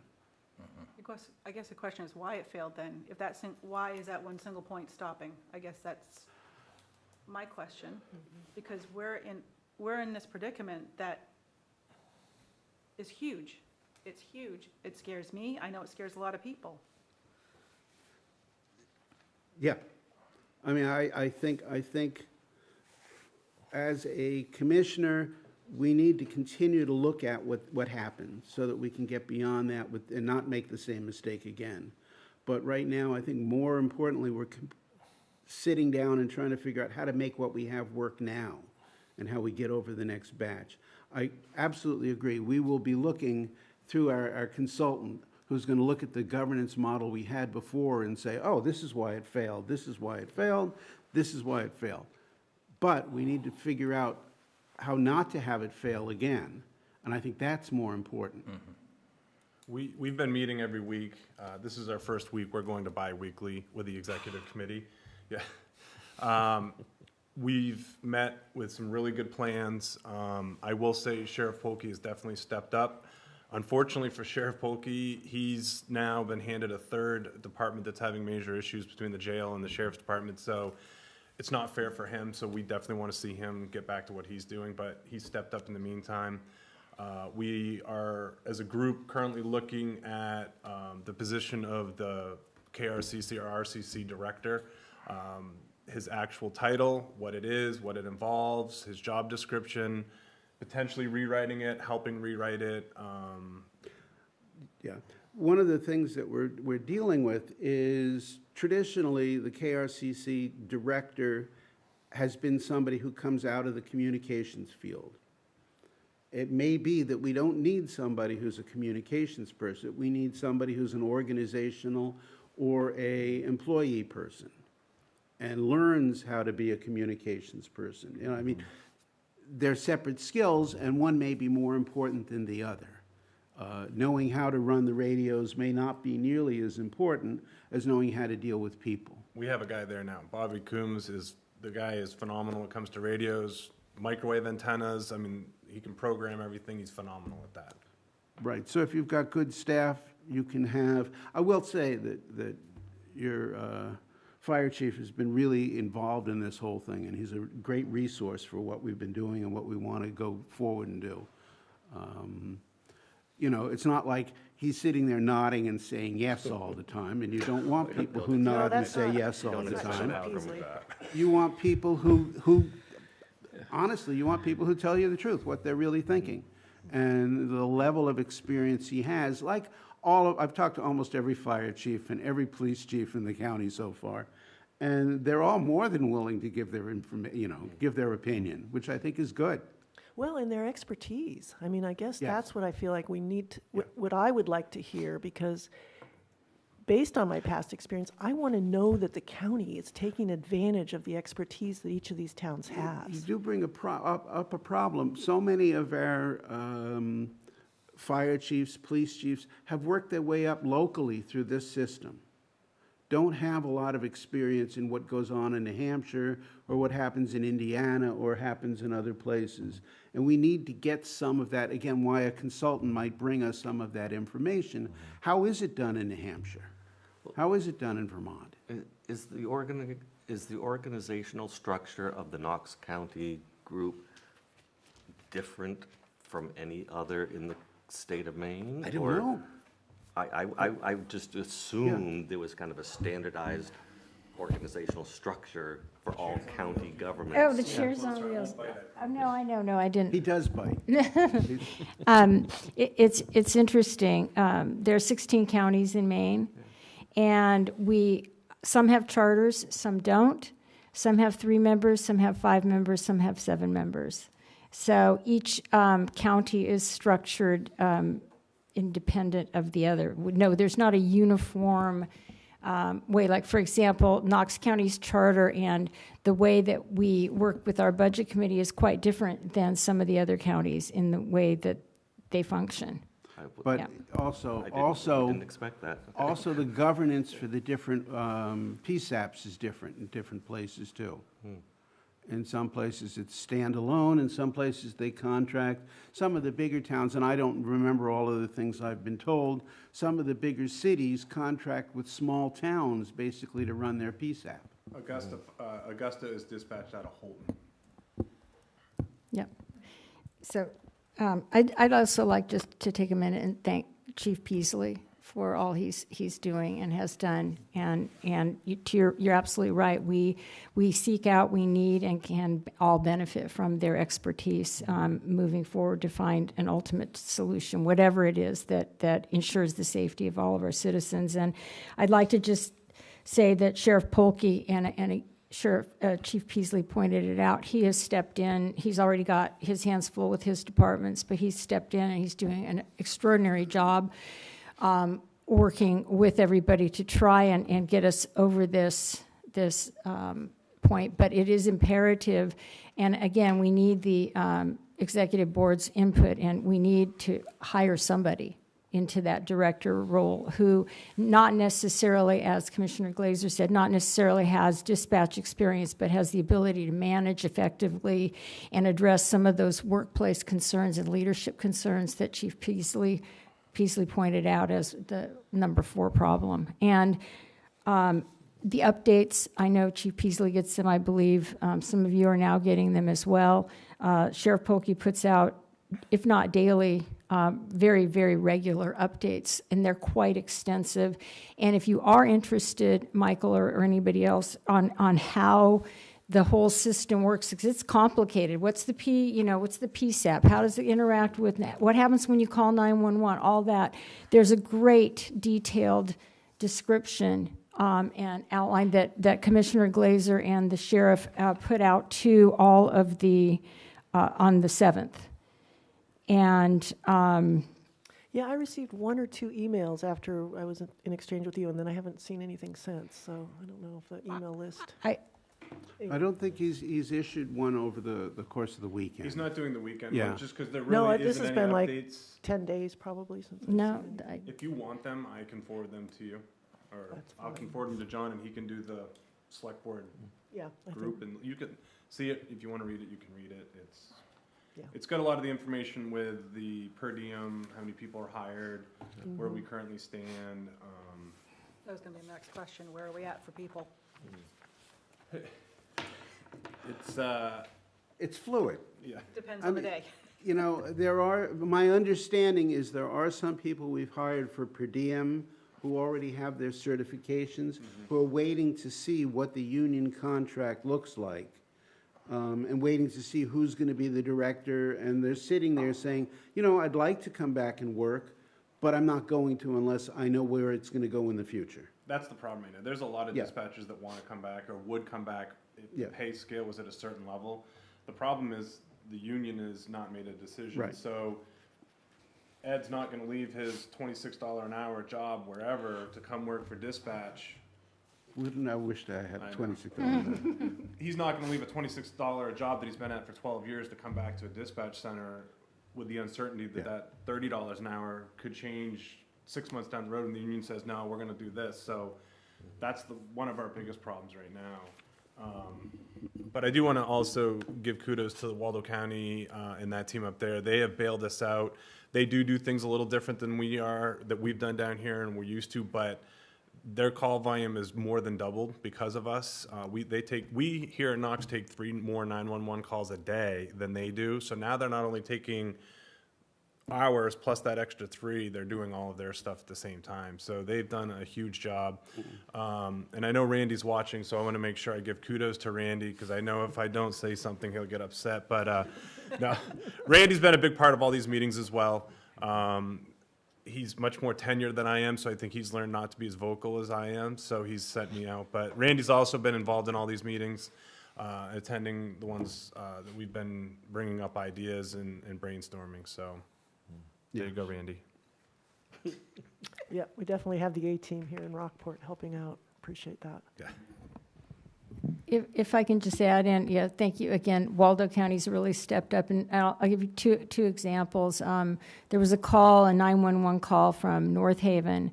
Wasn't anything major. A woman had backed her car into another car and wanted to know, was asking a local there, what should she do? And they said, well, call 911. And she did. And they answered the phone immediately, and the deputy, Josh, who's out there on North Haven, was able to respond within 5 minutes. So no, things aren't perfect, but we are getting to service the calls. And the concern is nobody's going to be there. There are people there. I actually called 911, not to test it, but there was a dog left in a hot car a couple days ago, and I called, I didn't know who else to call. I called 911, and they answered on the first ring and stayed with me until we identified and found the owners of that dog. So there have been a few glitches, just in terms of it's Waldo and not necessarily understanding some of how it works here in Knox. But overall, and I would defer to Chief Peasley to say, overall, it's working pretty well. It's going, yes. I mean, it's a difference from what we've always done here. The only downfall that we have is the 911 call is answered in Waldo. The information's inputted in the computer. That information pops up at a computer at our dispatch center. That's what they're getting information. So that 911 person is not on the phone anymore. So that's what we're not used to. We're used to that person being able to continuously provide updates, information at car accidents and so on and so forth. So we are just very limited on what we're getting for information unless our dispatchers get a number and can call that person back if they can answer. So I mentioned that in the last meeting about the bicyclist that was hurt and the differences. So we're going to the calls. Like I said, we're still going to be there. We're going to do our jobs, and we've been very busy lately. So we haven't had any major glitches, So that's a good thing. That's a good thing. So we are getting callback numbers. as- It's supposed to be. Supposed to be. It's not 100%, nothing is. I don't know a percentage on how many are in there or not. But the other downfall is there could be a number, but when you go to call that number back, they may not be able to answer. So you've now lost that connection. So I don't know what that percentage would be, though. You asked how many people are currently working. Between per diem and full-time, we have 19 people that we can access of the 13 that we had before. That doesn't mean all of them are fully certified and fully trained. Some of them are in the process of getting certified, some of them. And then if you've been getting the chief's the sheriff's updates, if you haven't, it's a good thing to read through. The number of certifications that a fully certified answerer needs, you need to have terminal operator training, you need to have security clearance so you can dip into the police database, you need to have firefighting training, you need to have EMT training. It goes on, and unfortunately, all of these classes aren't offered online or that you can take them right away. So some of the people that we've hired are in the process of getting their certification, but it's going to take at least 6 months for them to get it, if not longer. Right now, the next, the criminal justice class is scheduled for next August. So unfortunately, I'm not slighting anybody, but it's state, the classes that are delayed are all run through the state, unfortunately. So that's why there's such a, We've got a good state representative, that's state the senator here. problem. The sheriff did reach out to Massachusetts, New Hampshire, and Vermont to see if they had classes and if there was any way to combine it. Unfortunately, we can't, because the classes that our state requires is different than each state. So that's what we were hoping is to do that. The sheriff is looking into options of, is there a way to pay extra to have a class here that we would pay for an instructor and however long it takes. The problem is then the state has to come down and they have to do a computer audit and an inspection of it, and they have to set everything up, and it's turned into quite a undertaking. The other thing to keep in mind is the certified means that you can take the 911 call. So right now, we don't need anybody to be certified theoretically in there because we're not taking the 911 calls. But to get our PSAP back, we have to have that certain amount. So in lies the problem of not being able to get people trained. So we have a girl that was just hired 3 or 4 weeks ago. Yeah. Brand new, she can't attend the class until next August. And she's hired full-time as this whole process was being, so that's how far out she is from even being able to attend the class. And I believe the class is quite lengthy at the Criminal Justice Academy every single day. But there are other certifications she can get. Yep. She can't get that one. As I say, there's 5 different certifications they need. She can start getting some of those. Correct. And when I talk about changing the model of how the communications center operates, maybe we don't need everybody to have the certification. You just need to have one person who has all those certifications overseeing what's going on. So That's what the executive committee's been looking Right, at, so- is what do we yeah. really need Yeah. for dispatchers or PSAP dispatchers? Do we need just 6 certified and 6 non? I mean, Right. I think 90% of the calls that come into our dispatch center every day, do you remember the number of calls? It's quite a big number. it's on, just Total 911. calls. 911 is about 15,000 a year. But do you remember what the total calls per day was? Just regular Yeah. calls. Regardless, 90% of the calls that come into that Yeah. dispatch center every day have nothing to do with 911. So any one of us could just answer that phone call to say, sorry, nothing, there's a dog in a car that's hot, or there's a stray dog, Yeah. or all those calls could be handled by anybody. And then if they take a call, that unfortunately is a true 911, they could say, please hold, I have dispatcher Ed Glazier here, he's gonna take your note. As long as you have a certified person, then they could hand that phone over to them, and they could take it, and they could continue answering the daily phone calls of, there's a car alarm going off down the street, or so on and so forth. So there are some calls coming in directly to the dispatch center right now, There's still, it's a business line. but if it comes in and it ends up being a 911, Well, you're saying people who call 911, 90% of those are not 911? No, just, No. the calls that come into the center, whether they're 911 or not, 90% of those are not related to meaning But they they're didn't coming in on need, the they business could line. have, right. Okay. It's non-emergency Correct. Yes. in terms We're of just looking for somewhere sending to- out our first responders. so if It may it's, be- I'm sorry, go ahead. Yeah, but 911 is a system, it automatically, when you call 911, that's why 911 is under PUC, the Public Utilities Commission, as opposed to public safety. So it automatically goes to whoever is assigned to answer that phone. And it had been Knox, and now it's Waldo County. Correct. There are times still today that someone will call the business line somehow, some way. They've changed it now, so it's not a direct line. There's options. If they still get through, they will hand the phone over to someone there. They can take it because it's there, but it has to be one of the certified because of some of Okay. the information that's obtained and That was my passed question. on. Yes, we still can, if the certified Yeah. dispatcher's on, yes. So it's generally a certified dispatcher on, Every day as of right now. However, if not, they will be asked to hang up and dial 911 that would then go to Waldo. But I don't believe that's happened yet. No. I don't believe you that's don't have the happened. option to transfer. I don't think so, because what happens is when they call 911, it goes into a ping system with the Okay. mapping and everything else, so they Gotcha. don't want to do that, so, but I don't think this has happened. And I'll also add in not just thanking Waldo County, but thanking our tech department. Has been working very hard on making this work, and the tech department up in Waldo County, you know, just because you answer phones doesn't mean you have a clue what's going on behind there. And most of it now is what they call CAD, which is computer-aided dispatch. And those programs, we're in the process of purchasing, or trying to purchase another program that will communicate more directly with the computers up in Waldo County, and which will get us more geographic information. So when somebody calls 911, you know where that call comes from. And that's, Zach and the IT Yeah. department's also looking at all of the full-time fire departments, chiefs would have access to this screen. Yep. So the screen would be up on a monitor, and you'll hear a beep, and the person up in Waldo that's typing, it'll pop up onto your screen, so you will know way ahead of before this even any of this happened. We would know even that much faster. So it would be in the fire trucks, it would be in my office, Mike's office, the full-time firefighter, Chris Wytalk, the Chief Wytalk.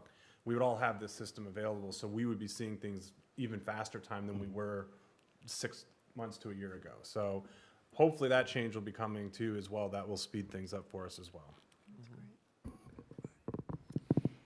Just to tag on to speeding things up, one thing that came out several commission meetings ago was that, and one way in which we can all, our citizens and all of us can help our 911 dispatch services is if we have a lot of the calls that come in are false alarms. You know, like you have your iPhone and your phone accidentally calls emergency service, you're like, oh, I didn't mean to do that, and you hang up. If the call has connected to the 911 or dispatch service, it's their responsibility to follow that call all the way through to determine if it in fact is an emergency or if it is just a false alarm, which ties up a lot of their time. So they had asked if we could get the word out that if you please don't hang up if you accidentally call 911, stay on the line and just tell them, sorry, it was not an emergency. Is that correct, Chief? 100%. I can't tell you that there's 10 of those a day that you hear over the radio on the police side, that there's a cell phone 911 hang up.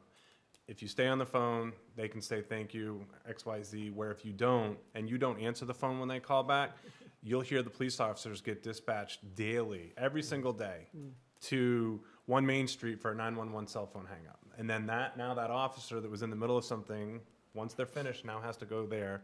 And most of the time, it's cup holders in the vehicles. When you put your phone in upside down, the volume power button. So it's a big issue. You hear it no less than 5-10 times a day of officers getting dispatched for these calls.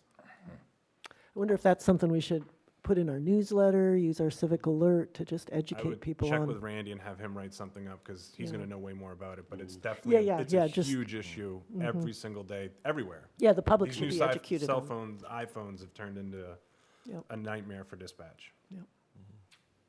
So, my turn. So, I just want to thank you for coming. I really appreciate it. And I'm glad that things are actually progressing. I just kind of wish, you would come up earlier.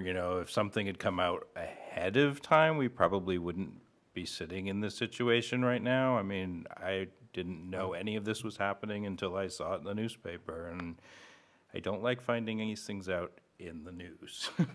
If maybe just an email had come out to the towns to just say, hey, just heads up, you're gonna see this in the newspaper, anything like that. And I think that just goes back to what Denise said about, we're all partners here trying to get work done through our towns, through the county, through the state. And I'm really glad that you came and you're giving us this information, because I feel a lot better about this now. So, at least I know that things are happening and we're not just reading little bits and pieces through the news and hearing it through the grapevine. So I'm very glad that we've had this conversation. And yes, there's been a lot of stuff go on in the past, but I really don't care about past stuff. I'm always more like, what are we working on now and where are we going with this? So if we can work through this and work as a team and a partner, and you've got lots of partners you have to deal with because you're the county, and everybody's involved, I think we can get through the problem and resolve it. And I think you've got some great ideas. I mean, and one of your good ideas that I'm really glad that you're doing is rewriting your county charter, because I've been saying that for about 2 years now, that your charter really, really needed to be redone, because 3 commissioners is not sufficient for this region, which is pretty densely populated for Maine, and it's pretty spread out. So I'm very happy that you're doing that, and I really hope that you're able to tackle some of these issues to get the seats of power readjusted so that it actually works for us and we do not run into these issues again, because I really don't like seeing this situation come up.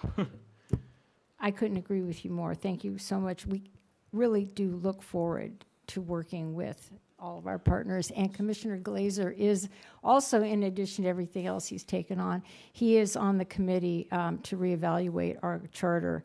Because even coming tonight, we were instructed to arrive separately, sit separately, don't talk to each other, and leave separately. Yes, that's why you're in the middle. So, It's a sandwich. yeah. So, and to your point about, I don't like to read about things in the newspaper either. I understand that completely. And it is on us, and we are happy to take it upon us moving forward to it be involved, communicate.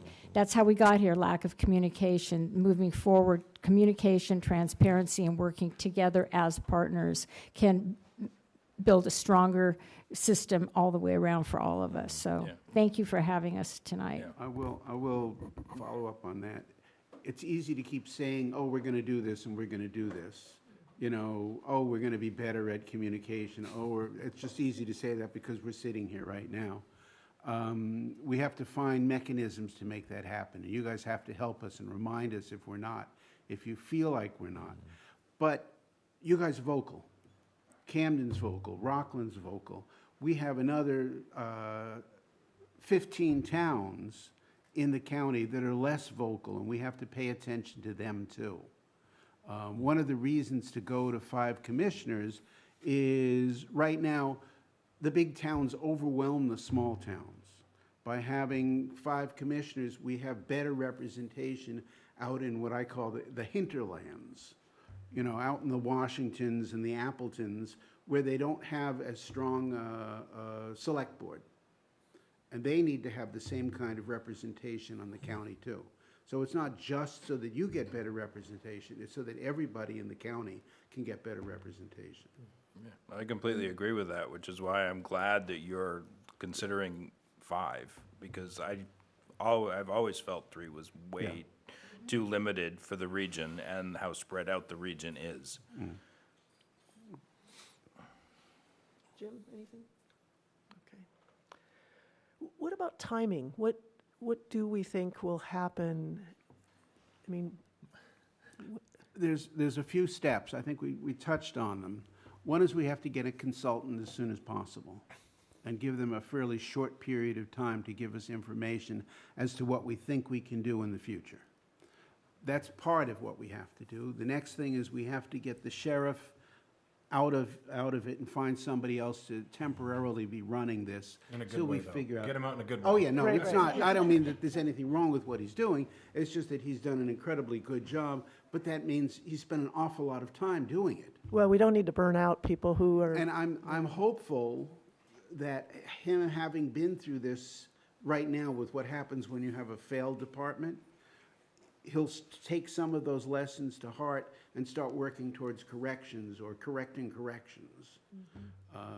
We have some good things going on in corrections in terms of working with their fellow counties.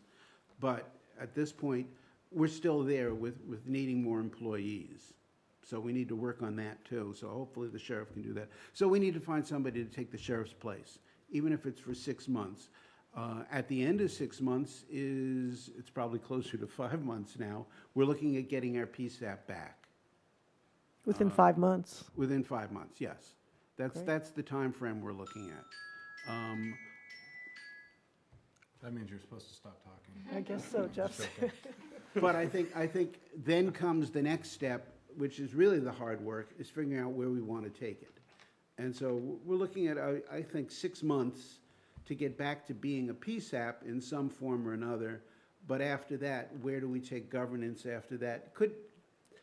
Because every town is involved with this, we need to get the town's input as to what model you guys think is going to be best.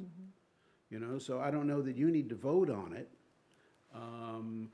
But in effect, because you contract with the county to do this, we have to get buy-in from you that this is a good model. And because there's 18 towns, that could take a while too. But that's what I see happening soon. I am happy that we've got it working smoothly enough that we can take a week off and just assume that it's going to keep working the way it is without the executive board meeting. There's been no emergency emails, so we're doing good so far. Okay. Just Monday, though. Yeah. Oh, that's right, a hurricane's on the way. Distracted by the hurricane. Yeah. Yeah, so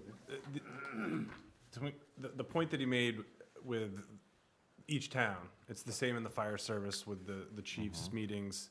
You have your 3 or 4 towns that the chiefs are all very vocal, and then the rest that may not be. So it's the same thing in all aspects of this. So our executive committee, we've tried getting people to show, for the user group to speak, to be a part of it. I know there's been, one of the fire chief from Cushing has been at almost every single meeting. So we're getting more and more chiefs involved. They're on Zoom. So we're getting more and more people that are actually attending the meetings and speaking up. So it's a good thing. How many are on the executive committee?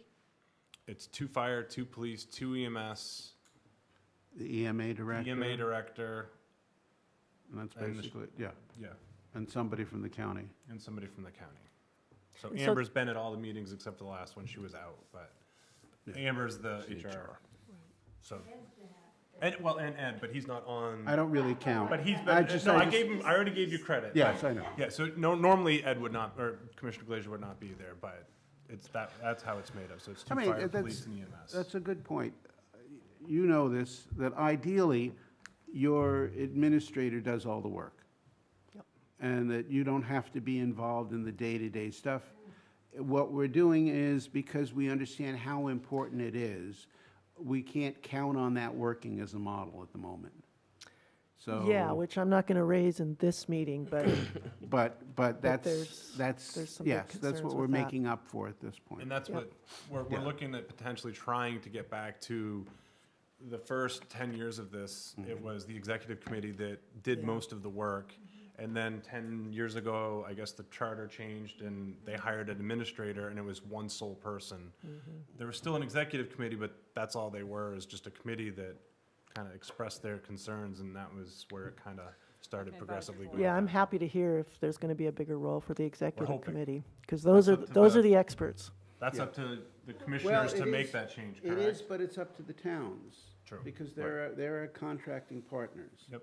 If they think there's a better model, our We'll take the responsibility input. is to make it work. We'll take that Yeah. advice. Yeah. To the point of us all having better communications and feeling more involved, please, and I've said this to Chief Peasley, because I didn't realize, okay, I'll put it on me, I did not know until recently that the commissioners could attend the executive board meetings. It's an open meeting. Anybody can Be- attend. Because we had the administrator always attending, and so, but moving forward, we not only would welcome any of the executive committee members to come to any of our meetings, but any of the select board, anybody. We're happy to have anybody, everybody at our meetings to get involved in anybody. I mean, well, you can see, they're not at 2 p.m. necessarily. in the afternoon. Well, I don't know how That's it a got tough to be, I time. don't know how it got to be 2 in the afternoon, honestly. It's always been 2 in the afternoon. Yeah, it's- That's something that we'll be reviewing. Yeah, as part of our charter group, again, I just started being commissioner in January, and you get thrown into this, and you say, okay, what are the rules? What are we supposed to be doing? How often do we meet? When do we meet? The county doesn't have those. It's just been working under tradition for a long time. Yeah. And so, as part of this charter group, we're putting in something that there has to be some form of bylaws for the county commission, so that everybody can look at that and say, okay, this is what you are doing, this is what your responsibilities are, this is what's expected of you, that kind of stuff. This is how you can get, I don't know if I want to put this in there, that this is how you can lose your job, whether it's ethics, there's nothing like that we have. So we need to have something like that. That's going to be after we redo the charter. We'll work on that kind of stuff. But it leads into the whole idea of putting something in there that talks about visiting your towns, being in communication with the towns. Yeah, I mean, we'd we've got all love to have those you come, things. at least Sharon, to come, to a meeting pre-budget, Yeah. just to I be mean, in so touch there's with all us. those kinds of things we have to address that are not there. I don't understand why, I mean, I know why the meetings are at 2:00 in the afternoon, so that our employees, our department heads don't have to come there in the evening. But that doesn't lend itself towards having public participation. Nobody can take off time nowadays, except for, people like me who are retired. So, yes, I think we will be revisiting, I don't know if the other commissioners will be happy, but we will be revisiting when we have our meetings too. How long is this process of redoing the charter, just out of curiosity? Do you have a We- time frame or a timetable? Well, I had hoped to get something on the November ballot, but I don't think we will. It looks like it's probably going to be on the June ballot. And then once we get on the June ballot, if we have 5 commissioners, probably the next November election after that would be when we vote for the 5th, all 5 commissioners at that point. So it'll be, a year and a half before we do that. But once we've got the charter amendments done, we have a committee. We put together a committee that includes a number of budget committee members, as well as people who were on wrote the original charter. I believe you know somebody who's on this charter commission. Yeah. What a pain in the, oh, no. It's terrible. It's terrible. But once we get that done, then we'll probably start working on the bylaws. Yes. Denise, can I just Yeah, add go something? ahead, John. I think we've gone over the ground with the dispatch. I try to look at the silver linings of clouds a lot of times, right? And how do we take this terrible situation that we found ourselves in, how do we make it better? And I was, probably the worst moment as talking with the chiefs and all of our representative managers and administrators is that actually there was quite a bit of like camaraderie and a bit more of, you know, hey, let's fix this together, you know? And I think this is actually a moment for county government to step forward and fix what ails, yes, but I think the loud say we heard you is really important. I thought it was interesting, and you'd said we hear a lot from the noisy service center towns like us. And you didn't say that, but I'll say we're noisy. I think sometimes from our perspective, because we're not an entity that requires as much service. Other communities in the county, and having worked for a long time in a community that's one of those towns that's on the receiving end, I feel a very different relationship with county government in this role than I did in Hope. And I think that there is a time and a place, and I don't know that it's part of the charter conversation or it's part of the conversation of creating the charter, where these towns need to get in the same room with the county commission and say, this is what's going on, this is what's happening. Not when, the house is on fire, right? But there are such larger issues, and I don't want to bring up the issue of broadband or housing or what have you, but there are ways in which I think we feel like we know how to handle, for the example that you had said of, you don't have bylaws. Well, we've had bylaws on this board since, the beginning of time probably. But on the other hand, so there's things that we do well, probably, hopefully, and there's things that county government does better than certainly we do. We could run an airport, I can tell you that. And we can learn from each other. I think that through this process, the towns are much more, though we have differences, those are obvious, but we're much more aligned in trying to solve the common good. And I think that's the part of this. There's a frustrating part of this for me that says we're facing big issues when it comes to public safety delivery, EMS, fire, police. Everyone's short-staffed with police on the police end of things. We can't find dispatchers because of training needs, EMTs, my goodness. We're facing that right now, right here. And the solutions to those are going to be much more looking across the town line than they were today, tomorrow. We need, as a municipal, manager, my message, I suppose, since I have two of the three here, and our state senator here, the message is we all want to pick up our share of the burden here to lift it. And I think the concern, and I said this, is that the concern was that in falling down, it questions whether, we all can carry our burden. But regardless, the burden exists. And I hope that as we're moving through this, whether it's in the 6th month and 1 day and PSAP is back running and we're ready to go, but at some point there has to be a time where we're all in a room and really get the whiteboard out to solve the problem. And I hope that's the direction we're going in. I think COVID has put us in boxes maybe we don't need to, and we're still trying to get out of some of that.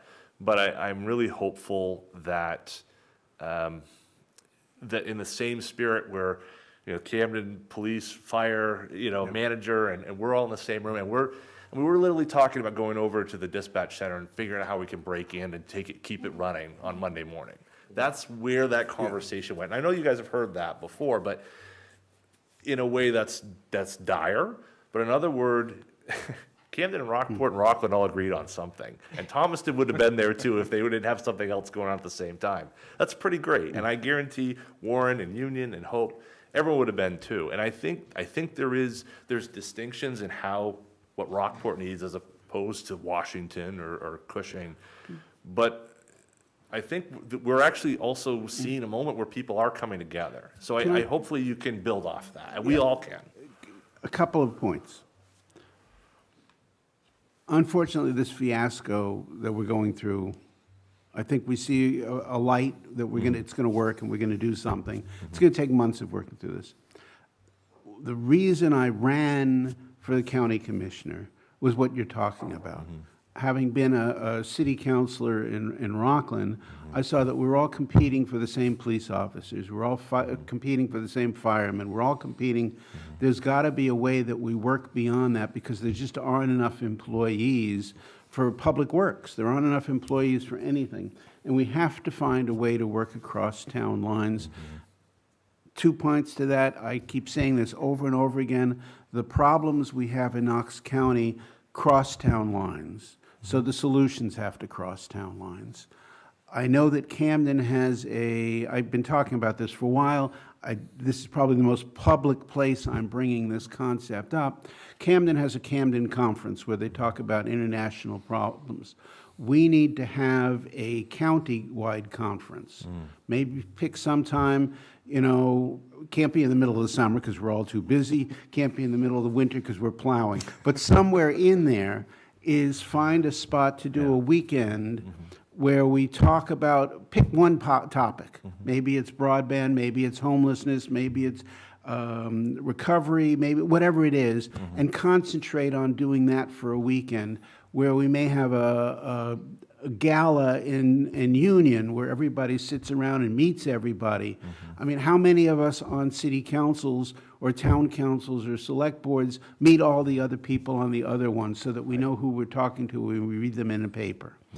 Sit down with that. Maybe have a daytime meeting on a Saturday in the afternoon where you bring in experts who've dealt with these problems someplace else. And then in the evening, maybe have a movie at the Strand, something, so that we move around the county, so that we all, but a chance for us to talk about those issues, the cross-town lines, because the solutions aren't inside the towns, the solutions are outside of the towns. Absolutely. Yeah, to build on that, I listen into some of the town meetings, even though I'm not physically present. But one of the issues that I think about is the ambulance services. Okay, and how can we regionalize those? How can we take the burden off of all of our towns? Because it's a heavy burden, it's a heavy lift, right? Yet it's an essential service. So I do think about and would love to explore opportunities. And we have met with some of the other towns, EMTs and services to look at how can we partner together to address some of those. So building on what Ed is saying, I think that's a great idea, and it's a great idea for us to all, out of this negative can come good. Right. And the good starts with all of us and talking to each other, working together, and coming up with new solutions. One thing that we do at the state, on the state level, is the Maine Commissioners Association, of which I'm a part of. So once a month, all 16 commissioners from all the different counties, one of us is appointed to that. We share, all the counties share a risk pool, which is our shared insurance. But we also get together, because all the counties are so different, to your point, John. I mean, and we've got Aroostook has its own problems. Everybody has their own problems, but we do get together once a month, and most of the time it's by Zoom. And what we do is we share common concerns that we have, or how can we address things with the state legislature, for example.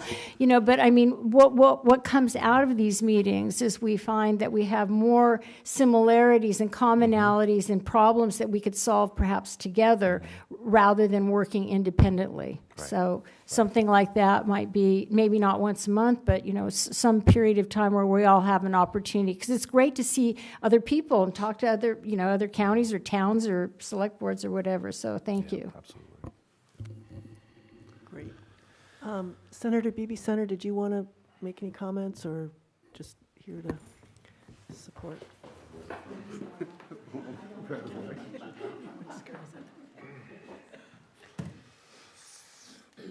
I'm not trying to put you on the spot. I just wanted to make sure if you wanted to say something, you had the opportunity. Right.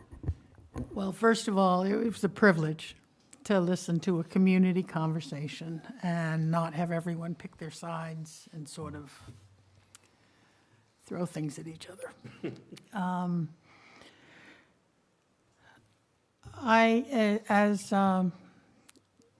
I'm the Senate Chair of Criminal Justice and Public Safety Committee.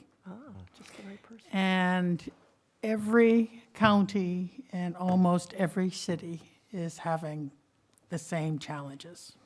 And it was a privilege tonight to listen to the conversation between county and city council. One of the things we've tried to do in Weldon, we, I guess, have been quite successful in criminal justice and public safety, is to have a healthy environment to discuss things and deal with our problems and call them for what they are and see if collectively we can come up with some solutions. You know, change state laws, change oversight, change all sorts of things. And this last year, we actually had successful conversations, and there are a lot of things that need to change. And so I hope, since much of this is public testimony for listening to different bills, listening to changes, I hope people will think about coming up and seeing the things we're trying to change and trying to do. Because, again, everyone in Maine is in the same difficulty you guys are in. And they don't have the conversations with the county and the towns. So it was a privilege to be here tonight. Thank you very much. Thank you. Thank you. And thank you both, Sharon and Ed, for coming. And it was a good, open discussion, and I think hard things were said, but I think I do feel like we're at a place now where we can move forward as partners with the county. And I think with goodwill, we can make a lot of good things happen. I guess we do need a vote on our dispatch funds. So, and we really, we just wanted this opportunity to talk to you and appreciate that. So I guess I'll just make a motion that we approve payment of the dispatch fees. I'll second that. Any discussion? All those in favor? Thank you. Yeah, well, thank you, and good things will happen. And thank you, Jason, Chief Peasley, for putting it all out. All right, I Jerry? think we're done, unless we have liaison reports. I don't want to discuss mine yet. You want to discuss yours yet? I actually do have a few liaison reports. Fair enough. We're not going to adjourn, but we're going to do liaison reports. Okay. I'll keep mine really brief, but, the VPI committee, we met this morning, and I guess I'm just optimistic. We got some data back from the state where they've been doing some traffic counts and speed counts, and there will be more to come in terms of a final report from them, but they had a great idea of something we could do immediately, which is restriping the portion of Pasco Road down to between Route 1 and West Street, where we could narrow the traffic lanes, widen the bike lanes, and then also stripe it so we get a hard right turn onto Pasco from Route 1, which will really slow that traffic down. Either one works. Because that was one of the areas of speeding on Pascal, as you come off Route 1 onto Pascal. And ironically, I had an email from a resident who lives right at that intersection, Friday afternoon, and he said, I'm concerned about speed. I said, well, we've got a study, and we're going to learn more on Monday. So I haven't reached out to him yet, but it's coming. We're ready to stripe. Exactly. Not strike, stripe. It's not a done deal, but Yeah. but that was a suggestion of, phase 1 towards this plan, just a small, Something we could Step do, that could low be done. cost, just, Yeah. so. And there will be more to come out of all of that. End of October is when we're going to get some more information, so. Let's see, quickly, Legacy Rockport, we dealt with the sign. We did have a great night at the Opera House. The Opera House looks beautiful. So Friday night, we had Will Shorts from the New York Times crossword puzzle group came and talked to a full house. But I just have to say, the Opera House looks beautiful, so hopefully there'll be more opportunities to come for people. Many thanks to the folks at Hay Runner, formerly Phi, who've made that happen. And they'll soon be over here to do some work upstairs. I should announce probably at this point that the library will be closing as of October 2nd for a period undetermined, but probably several weeks, related to trying to finally fix some of that sprinkler repair. So we've just sort of landed on that. I don't mean to step on the good news of the Opera No, no, House, no, but that's- with, we're gonna close the library, which doesn't sound like a great news, but we're gonna get that floor repaired as well. So, yeah, but thanks to Hayrunner/Fi for getting in there and working incredibly hard. Gosh, yeah. Because there was a lot of doubt whether or not that was gonna happen, and, you know, Yeah, the cleaners left, September 6th, and we popped Mm-hmm. in September 8th. Are all the spaces up and running over there? well, Downstairs is still. yeah, It's not yet. Okay. your room is still, well, the Parker room, I should say. Sorry, Jeff.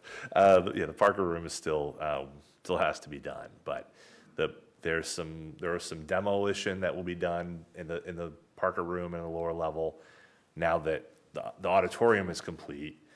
But they'll start that process, and they'll jump over here during the month of October, and then jump back over there. But this space will remain open even when they're working upstairs. Oh, good. I was wondering about our October meeting. Yeah, so October 10th, you'll still be able to do that. Okay. And I did speak with our county budget committee member a moment ago, and he's willing to come on October 10th if the board would like, so just in case that's interesting, so. I think, it's, good things happen tonight, but I think we do need to sort of stay involved and engaged on what's going on, because I was hearing it isn't just 911 anymore. They're worried about they're worried about almost all their facilities not not working, so. Yep. And all those will affect us, so, yeah, I Anyway. think that would be good. So that offer's there. But yes, so in terms of the construction, I just wanted to wrap that up, so that way Yeah. everyone knows. I forgot to mention it earlier, sorry. Yeah, well, that's good to know about. Okay, that's good for me. Good for me. I didn't have any committee meetings. Although you both attended MMA training. We did. Oh, we did. We did. We went up and got all kinds of good training. We know it all now. Yeah. We're all set, everybody.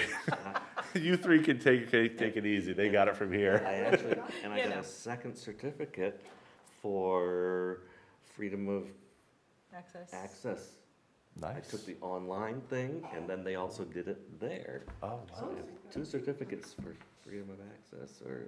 Great. Yeah. Fantastic. Yeah. You're all set. Will be our expert. Oh, yeah. And you got some cheesecake on your way We home. stopped for cheesecake. We stopped at Momo's on the way back. I mean, You had to. kind of on the way. It's, yeah. But it was interesting with some of the people that were there. There were 3 select board members that had been elected the night before and Oh, drove wow. Yeah, Really? from Sumner. Sumner, Maine. Yep. Wow. They've been in the news for their Oh. fire department Oh, yeah. and his wife and problems. That's There's been some in stuff the news. going on there. Yeah. So I think a whole shakeup, I but think he said they both were just had been arrested. Yeah. Yeah. but I yeah, think we got problems. yeah. So they had elected the night before and came to Bar Harbor from the Bethel area Via Oh, via Booth Bay. via Booth Bay Harbor. I thought it was Booth Bay, He not Bar thought the Harbor. meeting was in Booth Bay, so he drove to Booth Bay first, and then they went to Booth Bay? they were a little bit late getting here. But yeah. I knew it began with B, wasn't it? Yeah, start with the B. Close enough. Booth Bay Harbor, Bar Harbor, same thing. It's the same. I'm confused all the time. Tourist trap. Close together. We're still public. But it was a pretty good, it was good information. It was really good. That's one of those, I felt so I'm sorry. gonna find out Oh, how my far gosh, it that's a is. lot of driving. It is a lot of traveling. Especially But for no, the it was first good, it was day on good the job. information. Yeah, they've got here. That's what I'm saying. I'm gonna try to figure out how far it is. Let's see, so Sumner. What happens when you live in the woods? Okay, Exactly. well, No. and then we've got our housing workshop on September 25th. So that's our next Yes, gathering, which yeah, will be. at the town office. At the yeah. town office. 6 PM. And next week, on the 18th, We've got the tabletop exercise, which we hope, as John indicated, remains a tabletop exercise. We're Mhm. not Are we doing doing hurricane cleanup or the tabletop exercise for rain and wind events that generally might happen. And so that's also the hurricane is kind of in that same, What's the expected time frame on that, 10 to what? Yeah, how long? does it 10 to last? 12, 10 to 12, okay. yeah, What day is that? Monday, Monday? yeah, week from today. 10, down at the opera, town office, sorry. Oh. Yep. And just so you know, round trip, well, one way from Sumner to Bar Harbor is 4.5 hours. Yeah, Just if you went directly, You went directly. and this is via Booth Bay. Well, via Booth Oh, Bay. that's 4.5 Via hours. Booth Bay, yeah. yeah. Oh, my God. Yeah, because he said it's about a 3.5 hour trip normally. Well, the return home is faster. Yeah. Yeah. I felt. Poor folks. Yeah, What's the, all right. Okay. I know that there's Ready to adjourn? another meeting on Wednesday too. I don't know if I'll make it. Oh, Eric, you don't want an update on Midcoast Solid Waste? Okay, No. all right, I'm quite ready. okay. Well, motion to adjourn, So moved. all right. Second? All agree? Okay. Second. Okay. Fourth, whatever. Oops, where's my little, 17th. Kim was the motion. So be it. All right, yeah, any discussion, all those in favor? I was just looking for my, Next meeting is sometime in October. 10th. Oh, we At the talking about Midcoast? 25th. Oh, I don't know yet.